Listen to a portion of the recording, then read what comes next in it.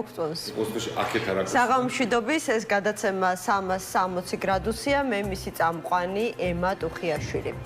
ამას საპროცესო იმას პატიმრობა 4 ოქტომბრის საქმესთან დაკავშირებით განაჩენის გამოტანა გრძელდება დღეს სასამართლომ დამნაშავედ კიდევ 13 პირი ცნო, თუმცა 12 საპროცესო შეთანხმება გაუფორმდა. მანუჩარ მიქელაძეს კი, რომელმაც უარი თქვა საპროცესო შეთანხმებაზე, არგუმენტით, რომ ათონელის სასახლის ღობე წინასწარ იყო გადაჭრილი და იქ მისულ ადამიანებს პროვოკაცია მოუწყეს, 5 წლიანი პატიმრობა მიუსაჯეს.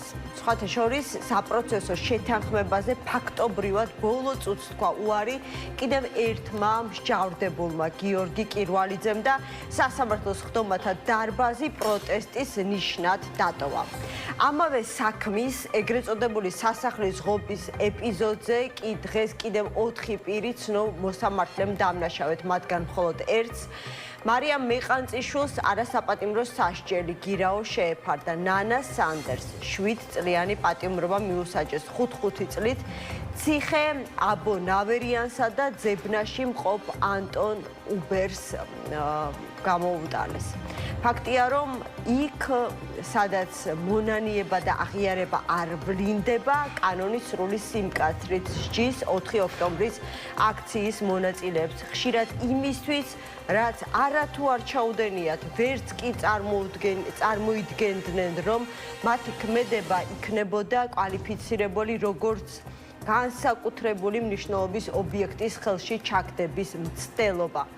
მთელი ეს 4 ოქტომბრის პროცესი, რომ სამაგალითო საჩვენებელი დასჯა, თავად ხელისუფლების საქმისადმი დამოკიდებულება ცხადყოფს. დღეს თვით გენერალურმა პროკურორმა თქვა საპარლამენტო ტრიბუნიდან ექიმ გიორგი ჩახუნაშვილთან დაკავშირებით აღიაროს მოინანიოს და იმ დღესვე გამოუშვებთო, როგორც ჩანს ეს ადამიანი არა მხოლოდ ეს ადამიანი, ზოგადად ამ საქმეზე დაკავებული ყველა პირი თავისუფლებაზე არც ისე დიდ საფრთხეს წარმოადგენენ საზოგადოებრივი წესრიგისა და კონსტიტუციური წყობილებისთვის. წინააღმდეგ შემთხვევაში ასეთ დამოკიდებულება უბრალოდ არ იქნებოდა. მოკლედ, ქართულ ოცნებას საჯარო ბოდიშის დეკლარაცია სჭირდება ნაწილობრივ საკუთარი პოლიტიკური პატივმოყვარეობის დასაამებლად და ნაწილობრივ ოპოზიციის დასამუნათებლად. გიგა ბოკერია, პარტია ფედერალისტების ლიდერია ჩვენთან ერთად. მოგესალმებით, მადლობა გადაცემაში მონაწილეობისთვის. მე ვარ პირველი შემთხვევა, როცა ჩემ ტექსტს დაეთანხმეთ. არა, პირველი არ არის. არა, ყოველთვის არა. მთლიან გეთანხმებით თქვენ ბოლო რემარკა რაც იყო იმაზე, როგორი აბსურდია, რა გზავნილიც აქვს ამ რეჟიმს ამ საქმესთან დაკავშირებით, არის აბსოლუტურად ზუსტი. ყველა ეს ადამიანი არის პოლიტიკური პატიმარი, სრული აბსურდი არის სახელმწიფო გაატრიალების და ამის ბრალდება.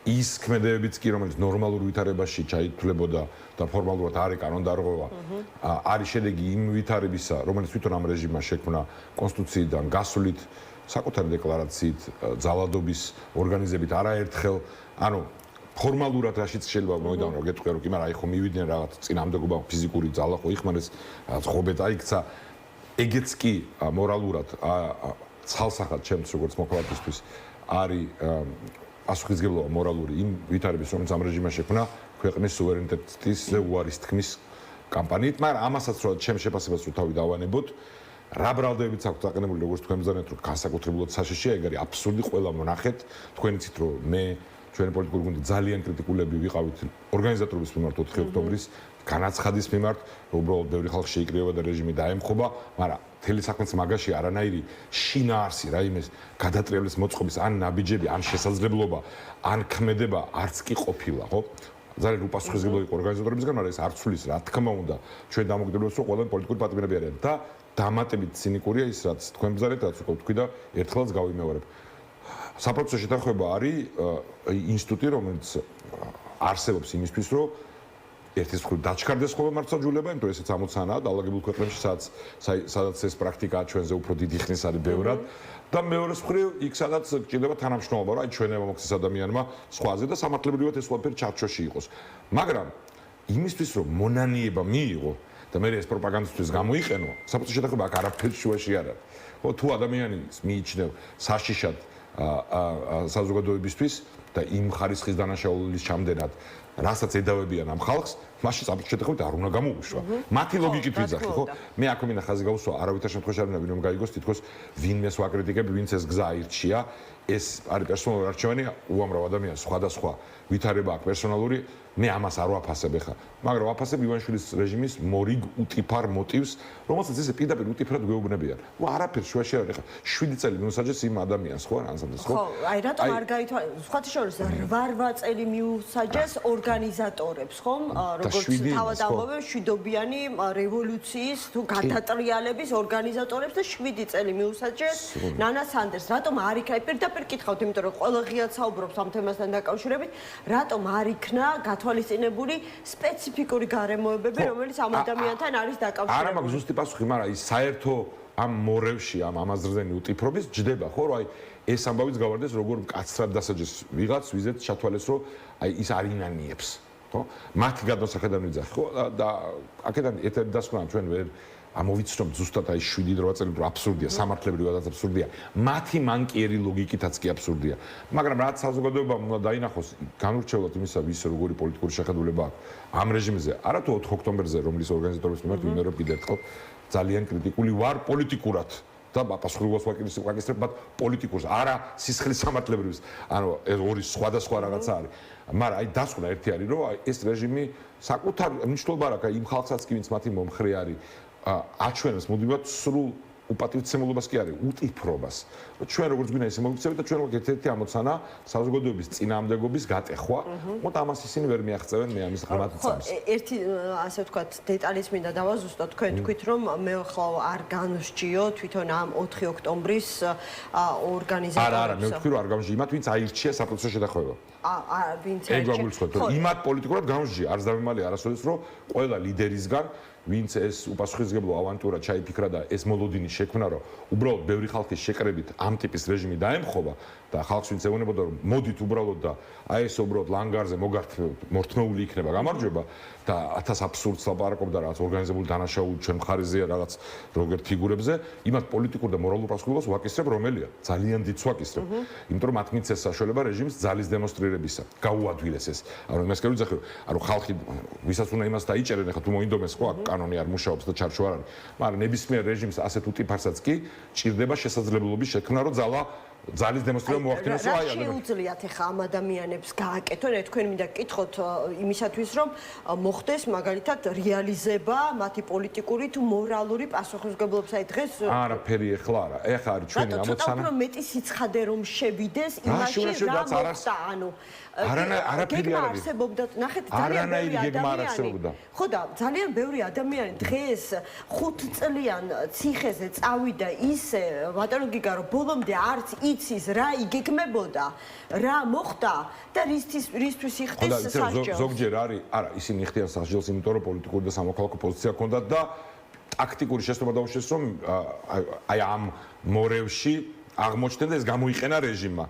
ანუ რეჟიმს არანაირად არ ამართლებს და მათ მიერ რეპრესიებს ის კრიტიკა, რომელიც ჩემგან გესმით ახლა თქვენ და საზოგადოებას. რომ ბოლომდე ქონდათ მათ ინფორმაცია, როდესაც და მაინც წავიდნენ ასეთ გამიზნულ არანაირი ინფორმაცია იმაზე მეტი არსებითად, რაც მე და თქვენც ვიცით, არც არსებობდა. ამაში ვარ სრულიად დარწმუნებული. სწორედ ამიტომ იყოს ასეთი უპასუხისმგებლობა და ასეთი ავანტურა იმ ადამიანებისგან, ვინც ეს დაორგანიზდა, ვინც კამპანია აწარმოებდა. მე მინდა გაგახსენოთ, რომ თვითონ ამ კამპანიის დროსაც სამწუხაროდ მცირე გამონაკლისების გარდა ჩვენ ოპოზიციურ მედიაშიც, მეინსტრიმ ტელემედიაშიც დისკუსიის საშუალება იყო ძალიან ლიმიტირებული. 1-2 მოგეთ საშუალება გვეთქვა, რომ როგორი არასწორია რა თარიღების დადება.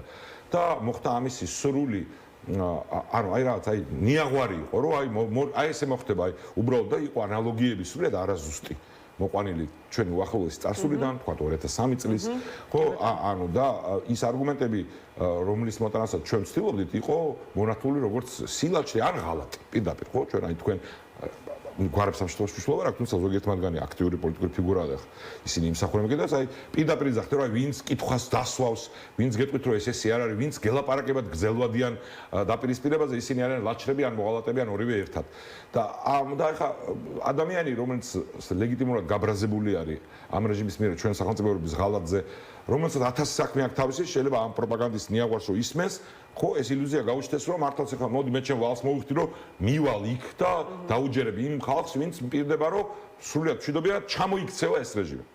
და ამ არანაირი ამ ფარდის უკან არაფერი არ იმალება. თელი საქმეც მაგაშია, რომ არაფერი არ არის. შეიძლებოდა ასე არანაირად, ანუ თქვენ მეუბნებით სისულელეს და უპასუხისმგებლობა როგორ შეიძლება იყოს უსაზღვრო და შეიძლება რომ იყოს.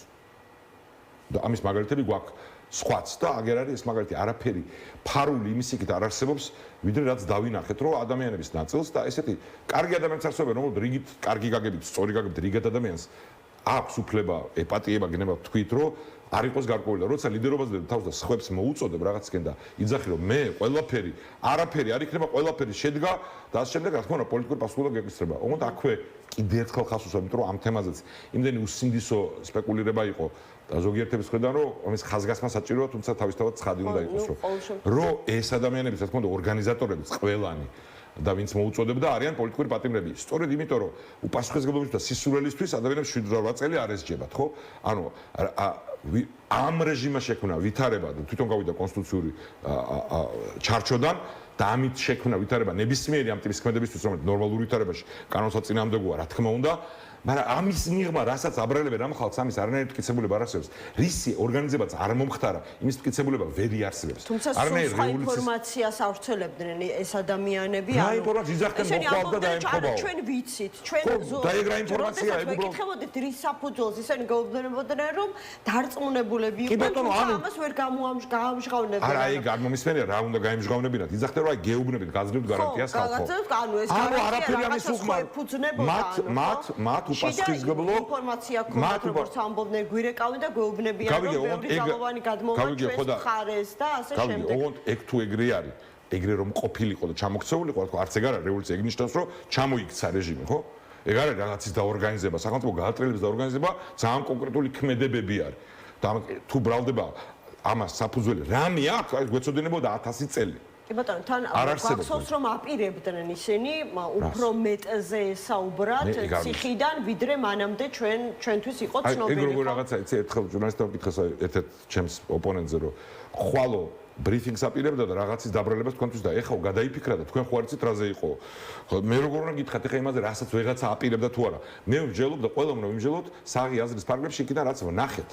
ჩემი კრიტიკა ამ ორგანიზატორების მიმართ ეფუძნება არა იმას, რომ რაღაც საიდუმლოს და რაღაც ბრალდებებს რომ ვეღაცებთან ვეღაც შეკრული იყო, რაც ახასიათებთ ამ ხალხს.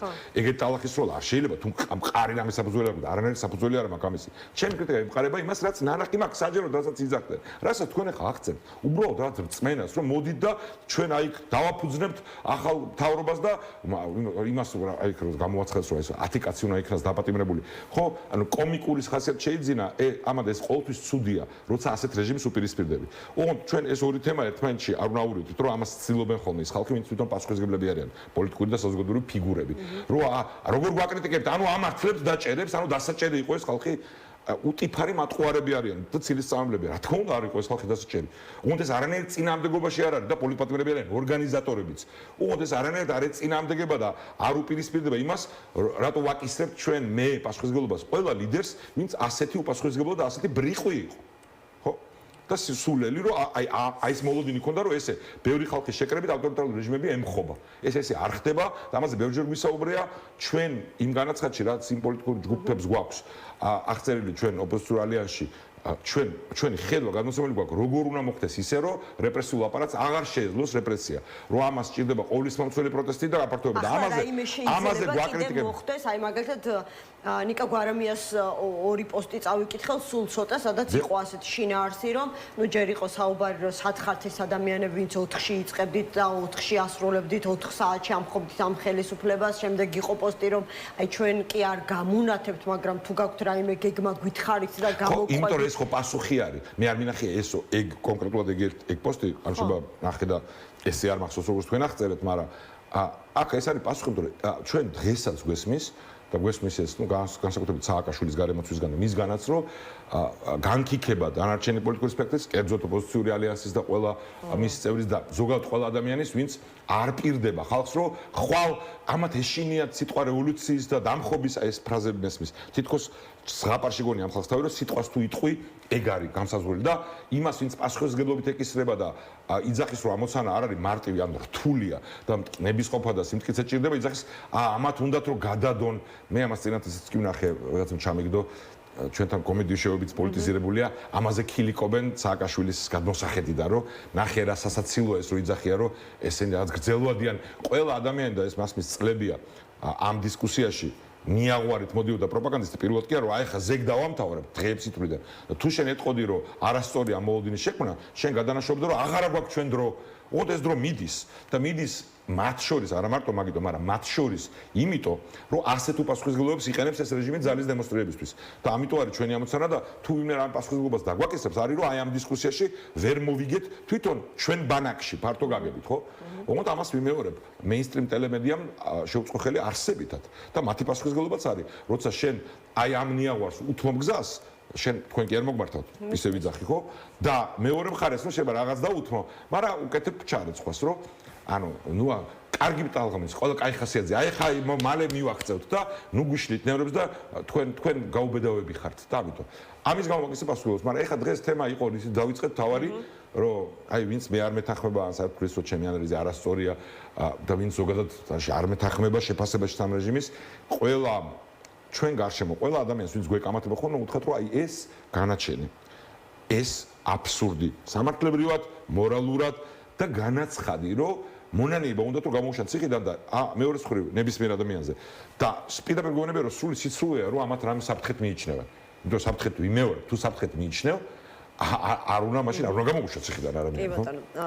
თქვენ და სააკაშვილი აი ახსენეთ და მე დამნიშნულ თემაზე მინდა გადავიდე რომ არ გამოვიდეს რომ თლიანად ამას დაეფო თემა ხო აუცილებლად მახსოვს ის თემა და მეც მაქვს ოღონდ სხვა თემასთან დაკავშირებით კიდევ შეკითხვა კი ბატონო გისმენთ მიხაილ სააკაშვილმა ცოტა ხნის წინ კიდევ გახსენათ ოღონდ ბრალოვიჩი მოგიხსენიათ ბოკერიებიო მე თუ არ ვწდები ასე ეწერა ხო ასე წერია მე და თიკა ახლო მეგობრები ვრჩებით მოკლედ მოკუჩავაზეა საუბარი არასდროს მავიწყდება რომ მან და ზაზა ბიბილაშვილმა პოლიტსაბჭოს სხვა წევრებთან ერთად გადაარჩინეს პარტია ბოკერიების კარგად დაფინანსებული ჯგუფის მიერ მიტაცებისგან ეს რა პერიოდზე ლაპარაკობს და რა გულისხმობს განხეთქილების პერიოდზე 2017-ზე 16-ის ბოლოზე და 17-ის დასაწყისები ხო რა უნდა გითხრათ არც პირველია და არც ბოლო არ არის პოლიტპატიმარი სააკაშვილი მისი გარემოცვა არიან ცნობილი ცილისწამებლები ხო ისინი და ამ ადამიანმა პოლიტპატიმარმა სააკაშვილმა და ყველა ამ ადამიანმა გააკეთა დასკვნა და ამას ღიად იძახიან მისი დღევანდელი გარემოცვა რომ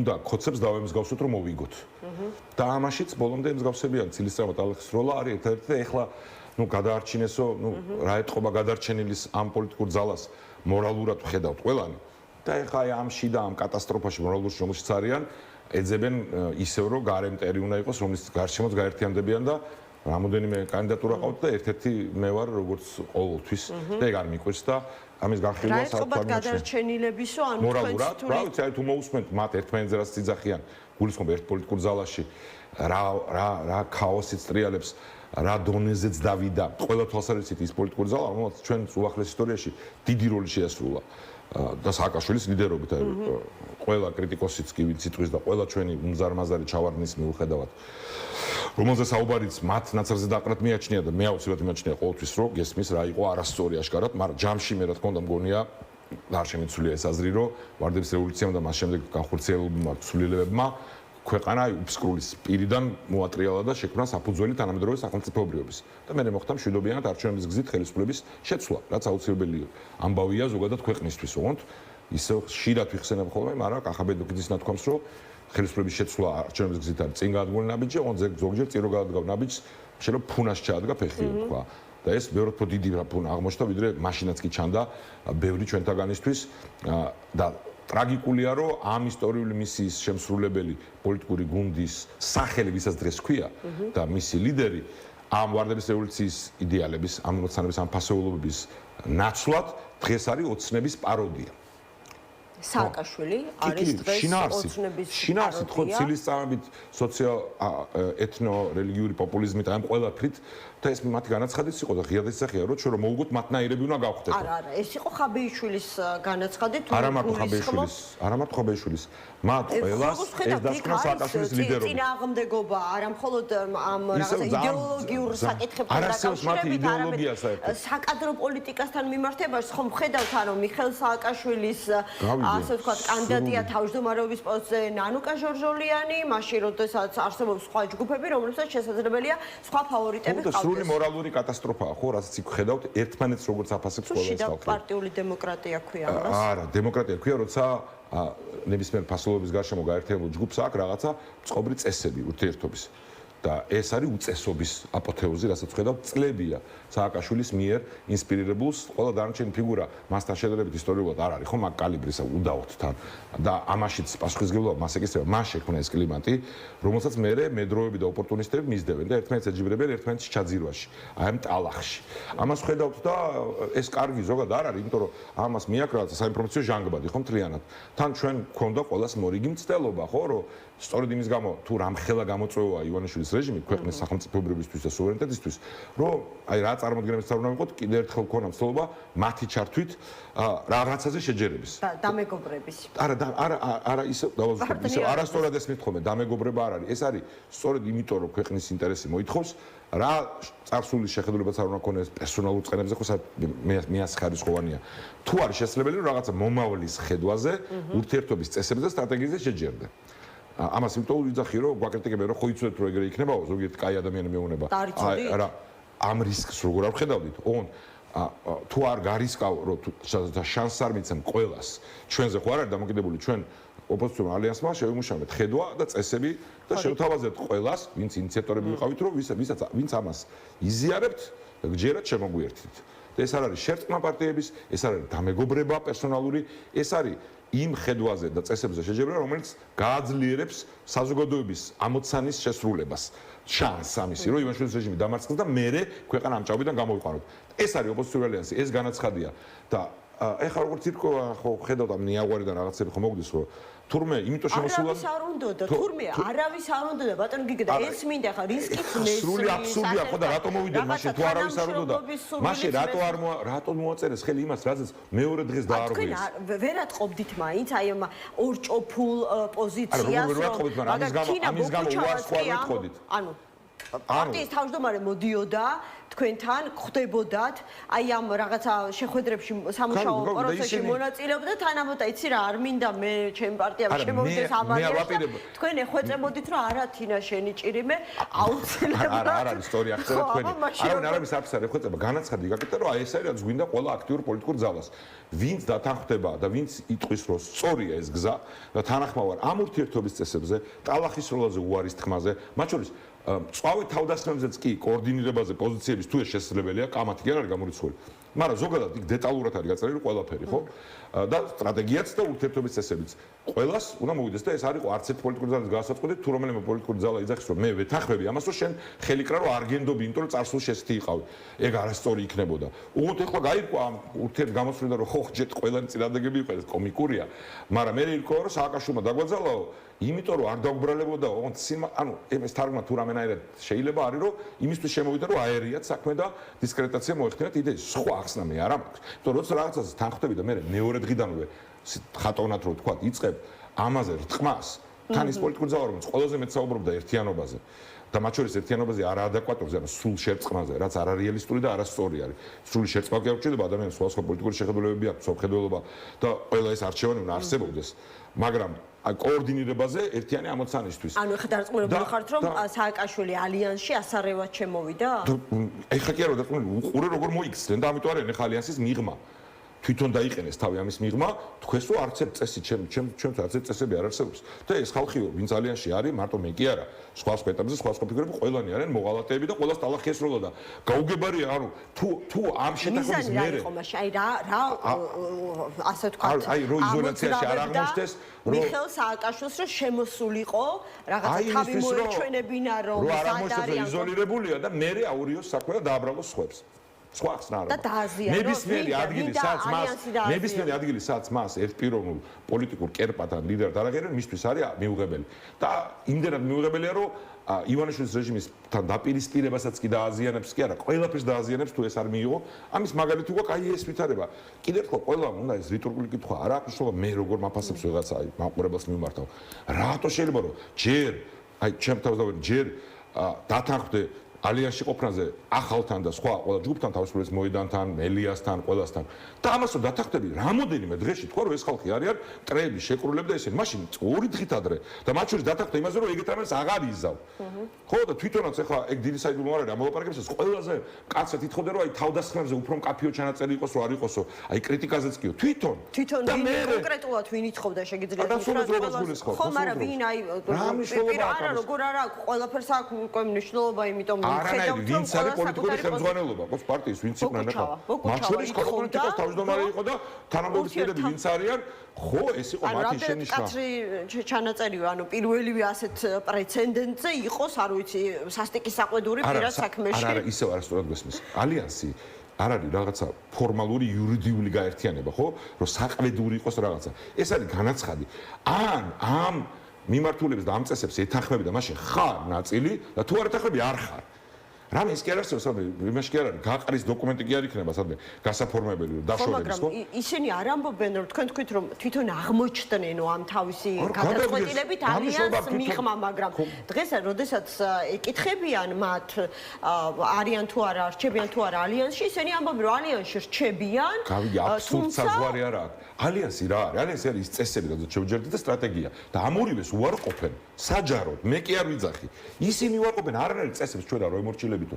თქვა სააკაშვილო პოლიტიკურმა პატიმარმა სააკაშვილო. ვერანაირ წესებს ვერ მოვარყოფთო. სტრატეგიაზე რაც გვიწერია, აი ამაზე, რასაც უძახიან გრძელვადიანს დათანხმდნენ, მე იძახიან რომ ეს არის სრული აბსურდი, არანაირი მნიშვნელობა. იქვე თქვა რომ თურმე კოალიციურობა, ანუ განაცხადი რომ ჩვენ მზად ვართ კოალიციური მართლობისთვის, არის ბოროტება, ანუ ყველაფერი ის უარყო რაც ალიანსში არის და ანუ ჩემი ინტერპრეტაციაზე კი არ ლაპარაკი, მათი არჩევანია ეს. ხო, დამატებით ფაქტორი გაჩნდა, ეხლა მას შემდეგ რაც მათი ახალი პოლიტიკური ლიდერი გამოჩნდა, რომელიც დიდი შესაძლებელია და ალბათობა დიდია იმისა, რომ იყოს ერთ-ერთი კანდიდატი თავმჯდომარეობის, ნანუკა ჟორჟოლიანი, ხა სიტყვით არ მახსოვს, მაგრამ ალბათ თქვენ გაიგებდით, მან თქვა, რომ ხა წარმოუდგენელია, რომ იქ ალიანსში მოლაპარაკების მაგიდასთან ისხდნენ პარტიები, რომლებსაც არც რეიტინგი ესინჯებათ, არც არჩევნებში მიუღიათ მონაწილეობა და ისეთივე თანასწორი პოზიციიდან იღებდნენ გადაწყვეტილებას, როგორც ისეთი დიდი პარტია, როგორც ნაციონალური მოძრაობა. გავიგე 1000 რამე მაქვს მოსმენილი,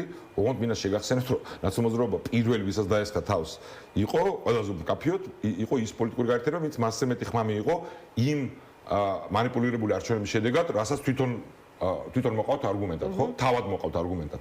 ამიტომ ეგეც სიცრუეა, ეგ ამბავიც. ხო, ამ შემთხვევაში შეიძლება ჩვენ გულისხმოთ, ვისაც არ მიგვიღია მონაწილეობა, ვისაც არ მიგვიღია მონაწილეობა ბოლო არჩევნებში. ხო, მნიშვნელობა არ აქვს, ხო, ჩვენ დაგვესხმება თავს ნანუკა ჟორჟოლიანი, რომელიც ტიპიური წარმომადგენელია, აი ამ სააკაშვილის გარემოცვისა წლების განმავლობაში, ხო, აი ამ ცილისწამების და ტალახისწოვლის ამ რაღაცა მორევის. ცალკეული თავისუფლების ერთპიროვნების მიმართ არჩევა კი არ არის, ვის აირჩევს თავისუფლად. ლაპარაკია იმ მორალურ კატასტროფაზე და პოლიტიკურზე, რასაც ვხედავთ იქ ერთმანეთთან მიმართებაში და ეხლა 1000 მათ არიან დაყოფილი, ერთმანეთს ლანძღავენ, ამხელენ და ხო, პერიოდულად ცდილობენ გაერთიანებას გარე მტრის წინააღმდეგ, ოღონდ ივანიშვილის კი არა, თვითონ ოპოზიციის შიგნით. და მაინც ძალიან ბევრი მომიწია ამაზე ლაპარაკი და იმედი მაქვს, რომ რაღაც მომენტში უკვე მივალთ ხოლმე იმ მომენტამდე, როცა ეს აღარ იქნება ამ მასშტაბით განსახილველი საკითხი. კი ბატონო, კარგია, ეხლა რეალურად მინდოდა ამ თემით დამეწყო, მაგრამ ხო, დიდ საფრთხეზე ამით დამეწყო, მაგრამ ნუ საუბარმა მოიტანა, დავინახე რა თქვენი რეაქცია, როდესაც საკადრო ტექსტს კითხულობდი. სხვათა შორის თუ არ ჯერ კიდევ შემორჩა ასეთი რუსეთის ოპოზიციური მედიაც კი უწყება უკვე იმის შესახებ, რომ რუსეთი ემზადება სამხრეთ ოსეთის ანექსიისთვის და ამაზე მეტყველებს ბოლო დროს განხორციელებული იქ რაღაცა პოლიტიკური საკადრო ცვლილებები. რამდენად დიდია და რეალურია საფრთხე იმისა, რომ რუსეთის ფედერაციის საზღვარი ცენტრალურ ავტომაგისტრალთან, არ ვიცი, 7 მაქსიმუმ 10 კილომეტრით მოგვიახლოვდეს და ამ ვითარებაში, არ ვიცი, რას უნდა აკეთებდეს ქართული ოცნება. ხო, პირველი მარტივი პასუხია რომ არის არ ვიცი, არ მაქვს არანაირი იმაზე მეტი ინფორმაცია ვიდრე თქვენ და არანაირ მარჩიელობას ვერ და არ დავიწყებ ჩვენი მტერი, ჩვენი სახელმწიფოების მტერი ამ განწყობილებას როდის მიიღებს და მიიღებს თუ არა.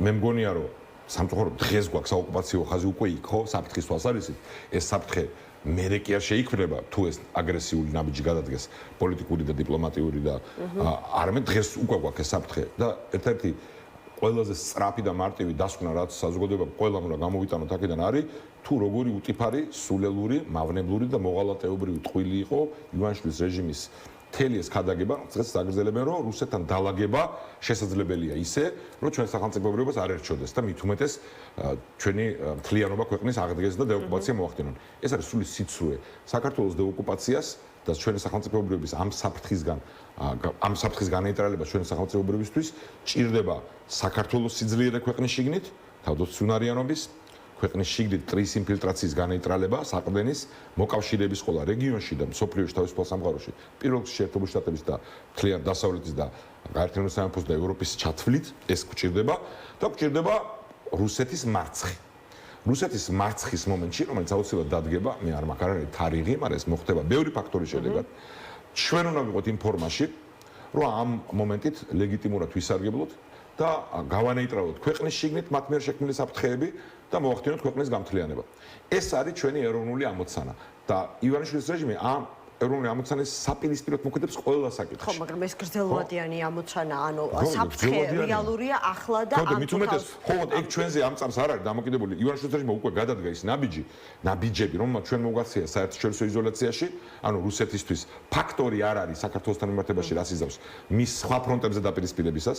ეს შეიძლება არ აღმოჩენილი იყოს საკმარისი სხვა ვითარებაშიც. მე ამას არ ვიძახი, რომ საერთაშორისო მოკავშირეების მხრიდან ამის შეჩერება ავტომატურად მოხდებოდა. ეს ასე არ არის. რუსეთი არ ემორჩილება ავტომატურად. მაგრამ ფაქტორია. ივანიშვილის რეჟიმმა ეს ფაქტორიც მოგვაშორა და საზოგადოებას ატყუებდა ნაწილის შესწმაში შეყვანა შეძლო, რომ ამის შედეგად რომ უპირისპირდება თავისუფალ სამყაროს და რუსეთის ინტერესში რაც არის, ჩვენი ქვეყნის შიგნით პოლიტიკური ინფილტრაციით, ეკონომიკური დამოკიდებულებით, რუსეთის მოკავშირეების ქსელების შექმნით და ამაზე უნდა ვისაუბროთ.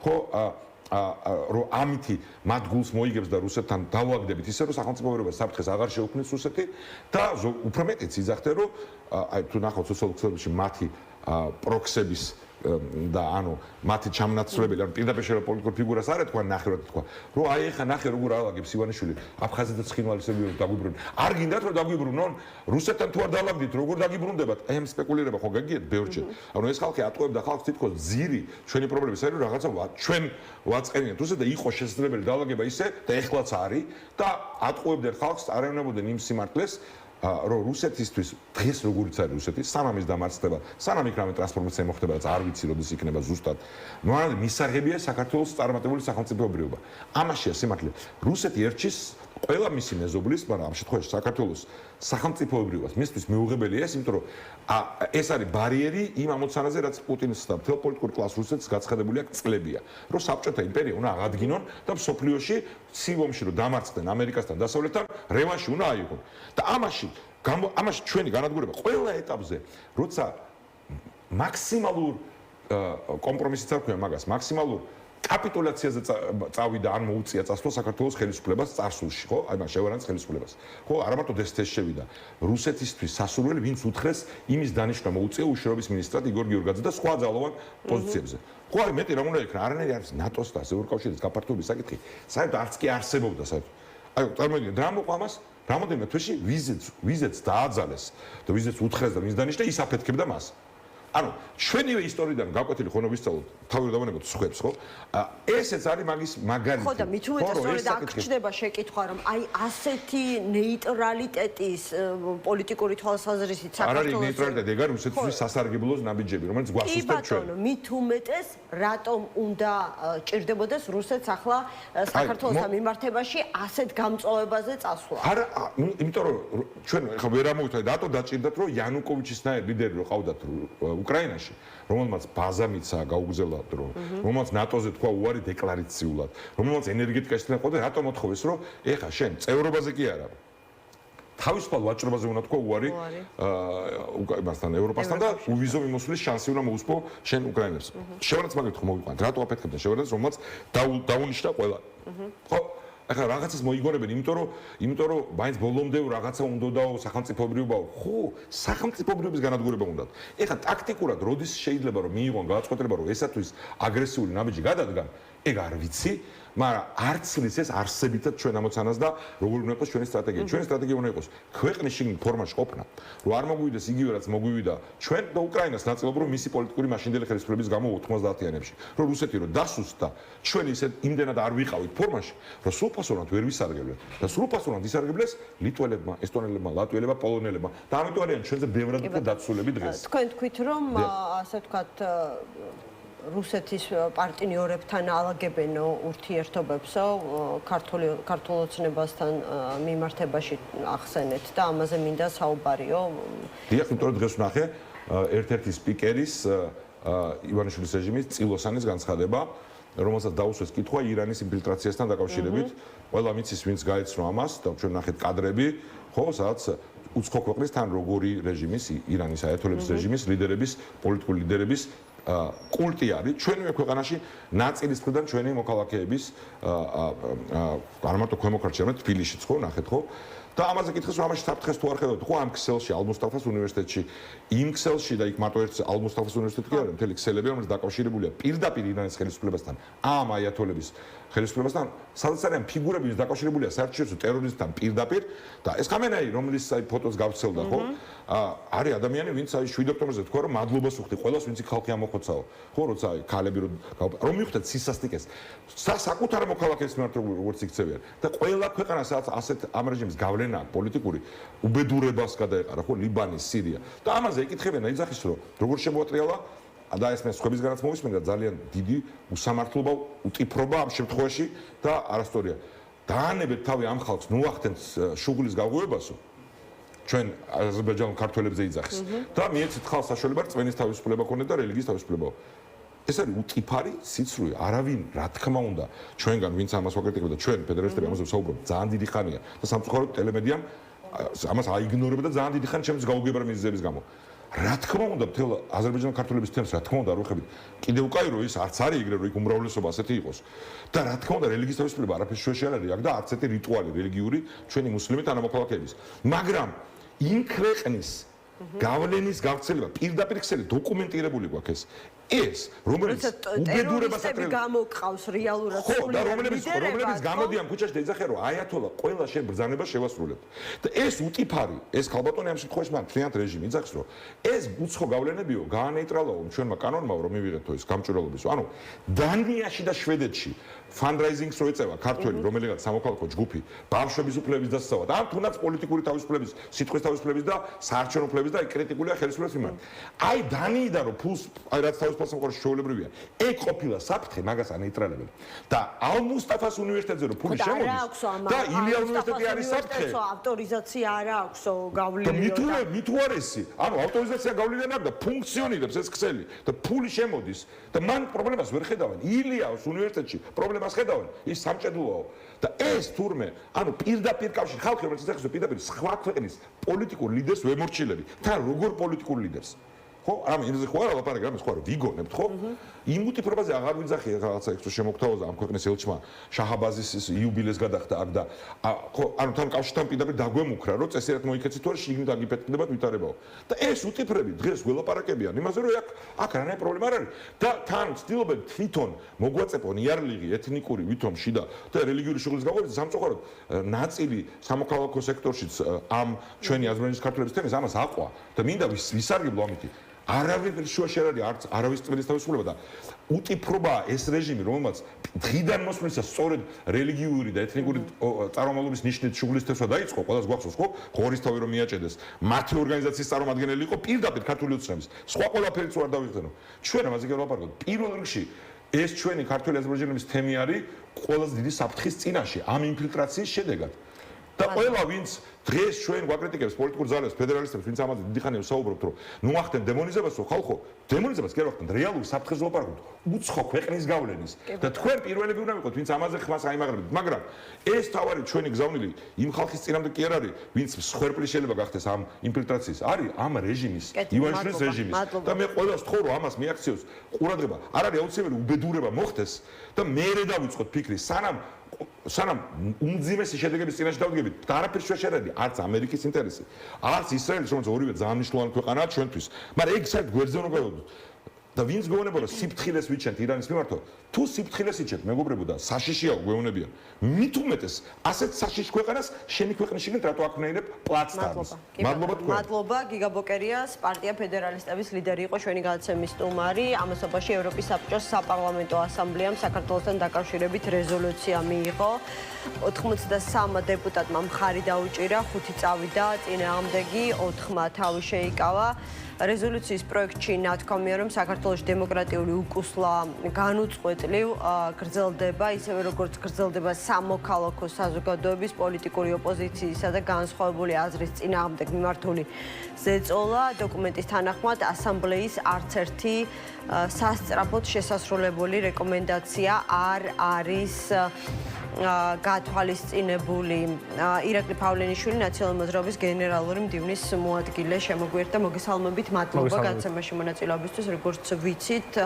ევროსაბჭოში იმყოფება თქვენი პარტიის ლიდერი თინა ბოკოჩავა სხვა შორის არსებობდა მოლოდინები ამ რეზოლუციის მიღებამდე რომ კიდევ ერთხელ მათ შორის აი ამ მაღალი პოლიტიკური ტრიბუნიდან იქნებოდა მოთხოვნა რომ მოხდეს პატიმრების გათავისუფლება პოლიტიკური ნიშნდაკავებული ადამიანების გათავისუფლება საქართველოში მოხდეს ანტიდემოკრატიული კანონმდებლობის გაწევა და ამან შეიძლება გზა გახსნას ქართულ ოცნებასთან დიალოგისთვის თუმცა აქედან დღეს უკვე მოვისმინეთ ხო გამოხმაურებები რომ მათთვის ამ რეზოლუციასაც ჩალის ფასი აქვს ან უნდა ველოდოთ რაიმე გარღვევას ამ რეზოლუციის მიღების შემდეგ თუ ეს იქნება მორიგი მძიმე რეზოლუცია რომელიც სხვა დანარჩენებს შეუერთდა ხო რა თქმა უნდა ჩვენ ხედავთ რომ ბოლო თვეების მანძილზე დინამიკა რომელიც ცვლილებასაც აანონსებდნენ ოცნების წარმომადგენლები ხარ რაც უნდა თქვა რომ მათთვის ეხლა სულ ერთია და ჩალის ფასი აქვს როგორც შიდა აუდიტორიისთვის ისე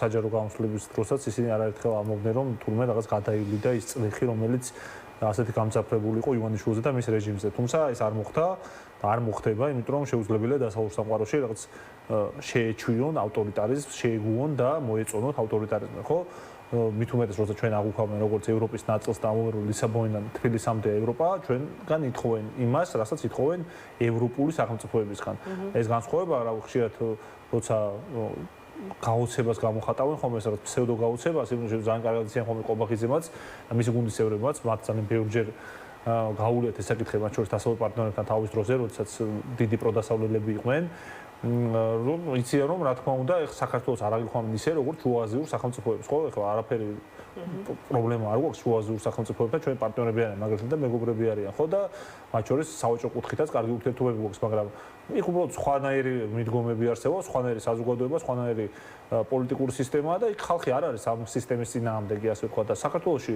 თავარი პრობლემა რაც დასავლეთში არის ის რომ რა თქმა უნდა ჩვენ აღვქვამენ როგორც ევროპის ნაწილს და მეორე უბრალოდ სტაბილურობა ვერ იქნება ამ ქვეყანაში თუ დემოკრატია არ იქნება იმიტომ რომ დემოკრატია არის საზოგადოების უდიდესი ნაწილის დაკვეთა ამიტომ ეს არის ჭიდაობა ბრძოლა არის ივანიშვილს სურს რომ მოახდინოს ლეგიტიმაცია ამ დიქტატურის ამისთვის მას ჭირდება რომ დასავლეთი შეეგუოს ამას და აღარ იყოს ეფექტურად მებრძოლი და აქტიურად მებრძოლი და მეორე მხრივ ჭირდება თავისუფალი მედიის სამოქალაქო საზოგადოების და პოლიტიკური სპექტრის განადგურება იმისთვის რომ მე ეს ყველაფერი ასე ვთქვათ ჩააბეტონოს უკვე საქართველოში და ამ ჭიდაობაში სანამ ვიხნებით მუდმივად იქნება რეზოლუციები მუდმივად გამოვა ყობახიძე იტყვის რომ ამას ყველაფერს აქვს ჩარლის ფასი აქვს სიამბულეში კარგად ხედავთ რომ არა აქვს ჩარლის ფასი და კონკრეტული ასე ვთქვათ ტვირთი აწევთ ძალიან დიდი ივანიშვილის რეჟიმის წარმომადგენლებს ეს მეორე მხრივ არის იმის გამოხატველიც რომ მათ უკანასახევის არჩევათ ფაქტობრივად ამიტომაც არის რომ მაგალითად შსს-ის ხელმძღვანელები არიან ხა დღეს მაგალითად კითხვას მისვამდნენ კონკრეტულ რაღაც გადაადგილებებს ამ გადაადგილებებს რა მნიშვნელობა აქვს ახლა შსს-ის რეალური მმართველი არიან ადამიანები თამაზაშვილი ბატონი და ბატონი დარახველიძე რომლებიც არიან სანქცირებულების წამების და არანაირი მოპყრობის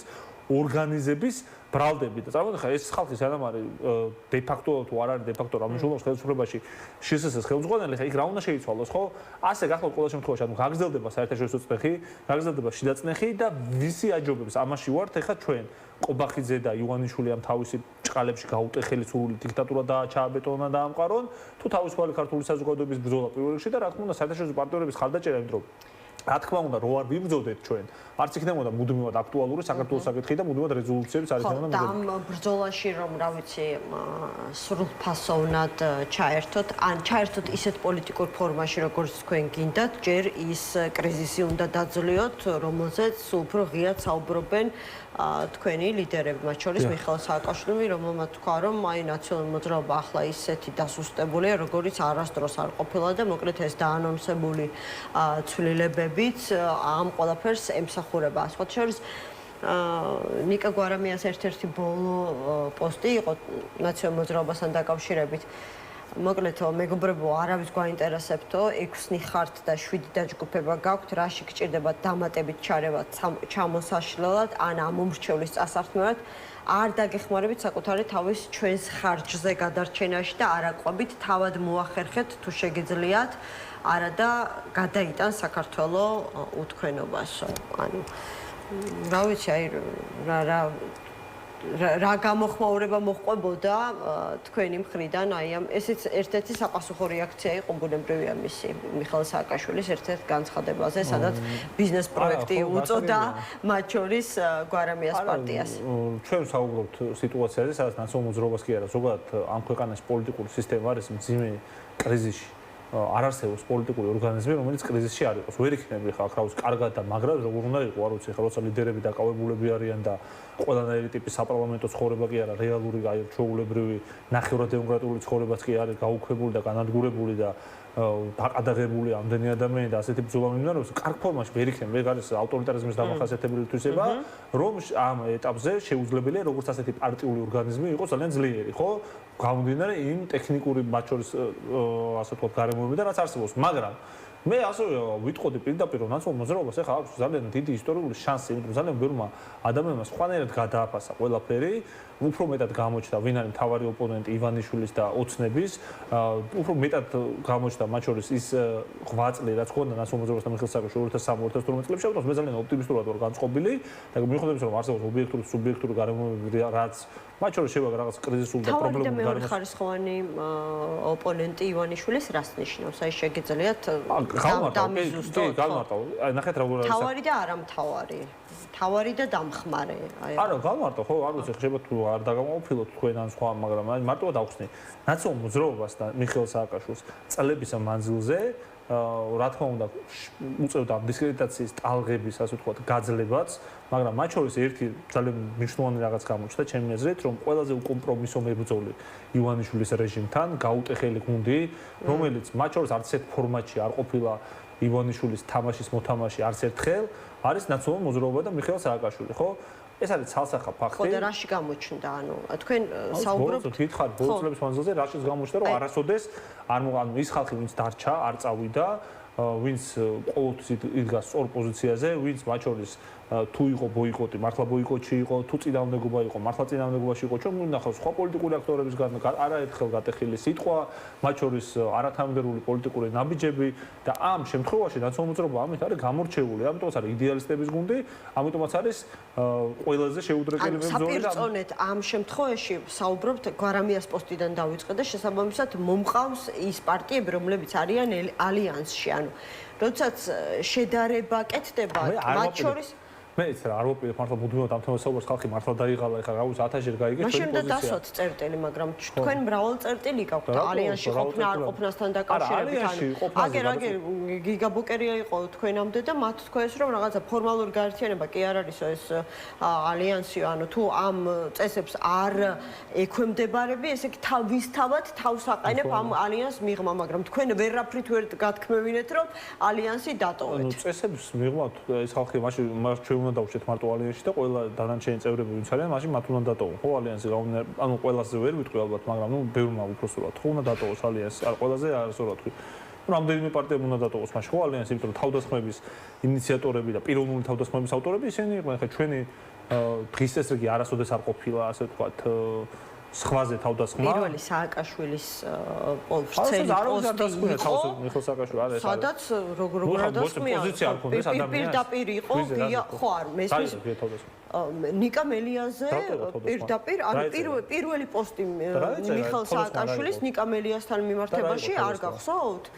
ანუ საუბრობდა იმაზე, რომ ნიკა მელიამ თავისი პოზიციით დააზიანა ძალიან ნაციონალური მოძრაობა და მის წინააღმდეგ კი ბატონო მოუძებნე ხა სიტყვით ვეფხისტყაოსანი არ არის მიხელ სააკაშვილის პოსტები და კი ბატონო მოუძებნეთ არ იყო ბრალდება შეგვიძლია არ არის პრობლემა კიდევ კარგი გვაქვს ახლა თანამედროვე ტექნოლოგია თქვენ მიგაჩნიათ რომ ეს არ იყო თავდასხმა და ეხლა გავარჩიოთ ის იყო თუ არა თავდასხმა არც ეს არ არის არა არ არის პრობლემა შეგვიძლია გავარჩიოთ პროცესს ვთხოვთ რომ არ დავკარგოთ ჩამიგდოს ზუსტად ის პოსტი რომლითაც გაიხსნა ასე ვთქვათ პოლიტიკური ცეცხლი ნაციონალურ მოძრაობასა და ალიანს შორის ჩვენ მანამდე სხვა თემებზე ვისაუბრებთ და რაც მოყვა შემდეგ ნიკა მელია რატომ გამოეხმაურა მაინც ნიკა მელია და არ გამოეხმაურა ვინმე სხვა ხო? მუდმივად ამ თემას საუბარი მართლა არ არის საინტერესო აქვს დარწმუნებული 1000-ში გავიარდეს თქვენ თქვით რომ მათ დაარღვიასო პირველებმა წესებიო ხო მათ ისინი გვეძახდნენ რეჟიმს ისინი გვეძახდნენ რაღაცა ну მოკლედ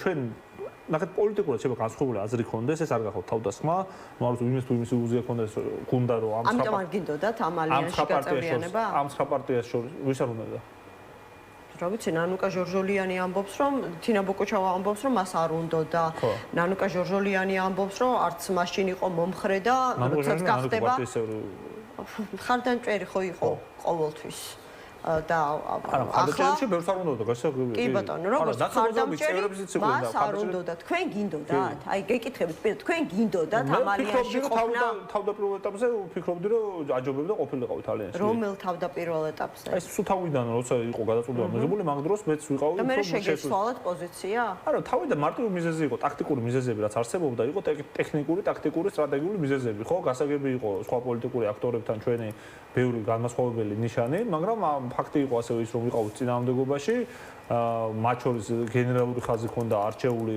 არ თანამშრომლობის ივანიშვილის რეჟიმთან და მათ შორის ჰქონდა კონკრეტული ხედვა რომ მაგალითად საარჩევნო საკითხებთან დაკავშირებით თუნდაც ყოფილიყო შეთანხმება და კონსენსუსი ოპოზიციურ პარტიებს შორის თუ რა წესით უნდა ჩატარდეს თავისუფალი არჩევნები სამართლიანი არჩევნები რომელიც აუცილებლად ჩატარდება ამ ქვეყანაში ესეც მაინც ელემენტარულად იქნებოდა ძალიან კარგი რომ ამაზე ხონოდა შეთანხმება და ეს ასეც მოხდა კიდევაც მე შეგახსენებთ რომ თუნდაც ამ კონკრეტული მიმართულებით რაღაც კონკრეტულ შედეგამდე მივიდა მაინც ალიანსი და რაღაც კონკრეტულ საარჩევნო ასე ვთქვათ წესებზე ვართ ყაბულს ხო ეს პოლიტიკური ძალები თუ რა შემთხვევაში ვაპირებთ რომ და თქვათ რომ ეს არჩევნები იქნება თავისუფალი ხო რა ცვლილებები უნდა განხორციელდეს რაც შეეხება ხა მუდმივად ამ თემებს აპრილ მართლა დამღლელია საზოგადოებას მე სადაც მივდივარ ყველა მეუბნება რომ ძალიან დაიღვანე და რატომ არასრულებთ აი ამ მუდმივ თავიდარებას თქვენ მეკითხებით თორე მე გეკითხებით გამომდინარე იმ პოლიტიკური განცხადებებიდან რომელიც კეთდება საჯაროდ აი 2 დღის წინანდელი პოსტი არის იმის რაკი ნიკა გვარამიასი რომელიც ისევ სააკაშვილის არ არის ხო და მაგას მომფ ანუ ეს ჩვენი თქვენ ხო ხართ ის ნაციონალური მოძრაობა რომელზეც საუბრობთ სულ 6-ნი ხართო დარჩენილი და შეგიძლიათ კიდევ 7 დაჯგუფება გაქვთო და თქვენ თავს მიხედეთო რა იმიტომ რომ თქვენო ისედაც წაღებულები ხართო და მანამდე ხო და ეს იყო საპასუხო რეაქცია ესენი კარგად მახსოვს ახლა ბოლო პოსტებია ის არ მახსოვს ახლა ერთი თვის წინ რო დაწერა მიხეილ სააკაშვილმა მაგრამ ახლა თქვენც დაგავიწყდათ შემოგაშოლეთ ახლა ზუსტად რა საუბრობთ ხო ზეპირად გახსოვთ რა ეწერა ნიკა მელიაზე ხო და ეს არ იყო თავდასხმის მატარებელი ანუ პირველმა მიშამ არ დაიწყო ხო რა ეწერა მე მახსოვს მითხარით და შევადაროთ არა თუ უბრალოდ არ არის საინტერესო მაგრამ თუ ვინდა გეტყვით რა ეწერა ეწერა რომ არც თუ ისე თქვენ წამოწიეთ ეს თემატოლოგია და არც თუ ისე უნიჭო ენერგიული არც ანუ არა ხო საკმაოდ ნიჭიერი ასე ვთქვათ ესე ეწერა ენერგიული ადამიანი რომელიც არამიშას კამპანია ანუ არამიშას არაბიზნეს კამპანია რომელიც ნიკა მელიასთან იქნა დაკავშირებული ეს პოსტი სადაც საერთოდ არ იყო ამ ადამიანზე ესე აქცენტი რომ აი ნიკა მელია და ესეთი რაღაც შეცდომა და ასე შემდგომ ესე არ იყო გაკეთებული ამის მერე მოხდა რომ ნუ მოკლედ თავდასხმა მოხდა მიხეილ სააკაშვილზეც მერე ვიხილეთ თვითონ ნიკა მელიას პოსტის არის ბევრი ეპიზოდი მაგრამ ხა ამის გახსენება ხალხს ისედაც ახსოვს ალბათ უმეტესობას რაც ხდებოდა და რა მნიშვნელობა აქვს ამ ყველაფერზე საუბარს მართლა ვერ ხვდები ხო და წესები დარღვევა ალიანსამდე მივდივართ ნაციონალურ მოძრაობას გავესაუბრებთ მე საუბრობთ ადამიანზე რომელიც თავს გვესხმის და მე ისე უნდა უპასუხო ამ თავდასხმას. ამას ვიძახი რომ ბოლო პერიოდის მანძილზეც მანამდე თუ გვიწევს ეგ რომ ვიღაცა თავს გვესხმის ალიანსიდან ჩვენ უნდა უპასუხოთ და მე რო გვეუბნებიან რატო პასუხობთ და არც უპასუხოთ. გესხმით ირაკლი როდესაც აი თქვენ კითხეთ რომ თქვენ თავად რა პოზიცია გქონდათ ნაციონალ მოძრაობის ალიანსში გაწევრიანებასთან დაკავშირებით თქო გუშინ აგერა ამ ეთერში იჯდა ნანუკა ჟორჟოლიანი რომელმაც თქვა რომ ვით წარმოუდგენელია ნაციონალ მოძრაობა იყოს ალიანსში იმ პოლიტიკურ ძალებთან თუ ლიდერებთან რომელიც სიტყვით ვიმეორებ ფრაზას მიხეილ სააკაშვილს დედას აგინებდა. ანუ თქვენთვის ეს ფაქტები უცნობი იყო? რა ფაქტები? რაზე მესაუბრეთ ხდება? ანუ არიცით? დამოკიდებულება ალიანსელებისა მიხეილ სააკაშვილის მიმართ, ან თქვენი ლიდერის მიმართ არ იცოდით? როდის? სანამ ალიანსში შეხვიდოდით. მიხეილ სააკაშვილს არ ქონია საწინააღმდეგოა ალიანსში შესვლასთან დაკავშირებით, თუ მიხეილ სააკაშვილთან გინდათ აქცენტის გაკეთება, მიხეილ სააკაშვილს მე სხვა რამეს გეკითხებით. მე სხვა რამეს ეს დამოკიდებული როდესაც თქვენი პარტიის თქვენ რას ფიქრობთ? უგასწორებთ პიროვნულ თავდასხმებზე არ არის. აქ საქართველოს ბეძებს საუბრობთ. პიროვნულ თავდასხმებზე მიხეილ სააკაშვილი უპირველეს ყოვლისა ისეთი ადამიანია, რომელსაც პირადი რაღაცები არ აინტერესებს. პირადი თავდასხმები არ აინტერესებს. ეროვნული ინტერესები აინტერესებს. ალიანსში წყდება საქართველოს ბედი?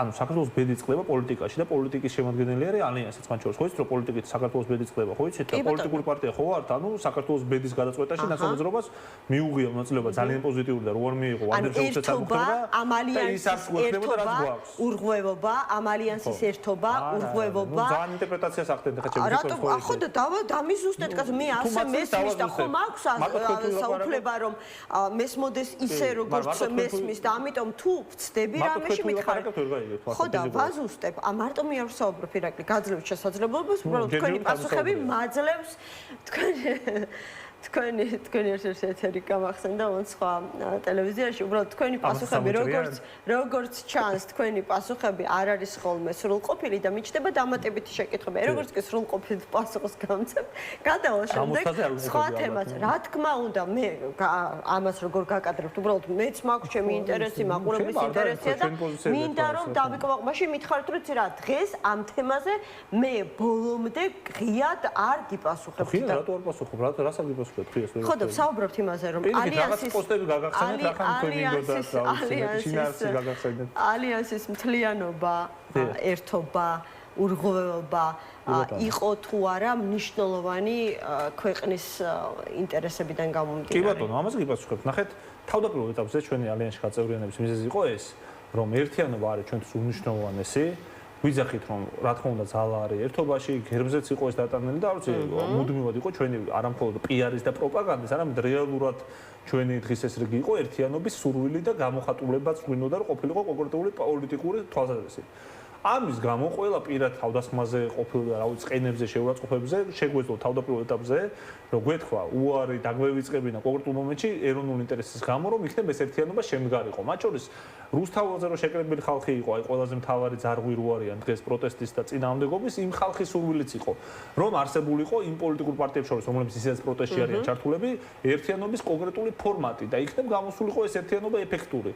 თავდაპირველ ეტაპზე იყო რაღაც მომენტები იყო, რომელიც პოზიტიური იყო, მაგრამ 26 მაისის აქციაც იყო პოზიტიური საკმაოდ, მანამდე იყო კონკრეტული სხვადასხვა საპროტესტო გამოსვლები იყო, მათ შორის საარჩევნო შეთანხმება, რაც ასევე მნიშვნელოვანი მგონია, საერთაშორისო პარტნიორებთან შეხვედრებისთვის მომზადებაც საერთო უფრო კარგი იყო, მაგრამ აღმოჩნდა ისე, რომ პიროვნული თავდასხმების და ამ ეგოების ჭიდილს ვერ ერევა ჩვენი კოლეგების რაღაც ნაწილი, მათ აუცილებლად უნდა საკუთარი იდენტობის გამოკვეთა, როდესაც თავს ესხმიან ნაციონალურ მოძრაობას და მიხეილ სააკაშვილს, ვერ იტანენ განსხვავებულ აზრს ნაციონალურ მოძრაობის მიერ დაფიქსირებულს. ყველას არ გულისხმობთ. ყველას არ გულისხმობთ, იმიტომ რომ ხო და იქნებ დააკონკრეტოთ, ვის გულისხმობთ, რომ სხვებმაც არ მიიღოს საკუთარ თავზე, იმიტომ რომ არა, ვისაც უნდა მიიღოს თავზე, ხა არ მაპირებ, ხა ესე ჩამოთვალს ხა კონკრეტულ პარტიებს და ადამიანებს, ნამდვილად არ ვაპირებ, არ ვიცი.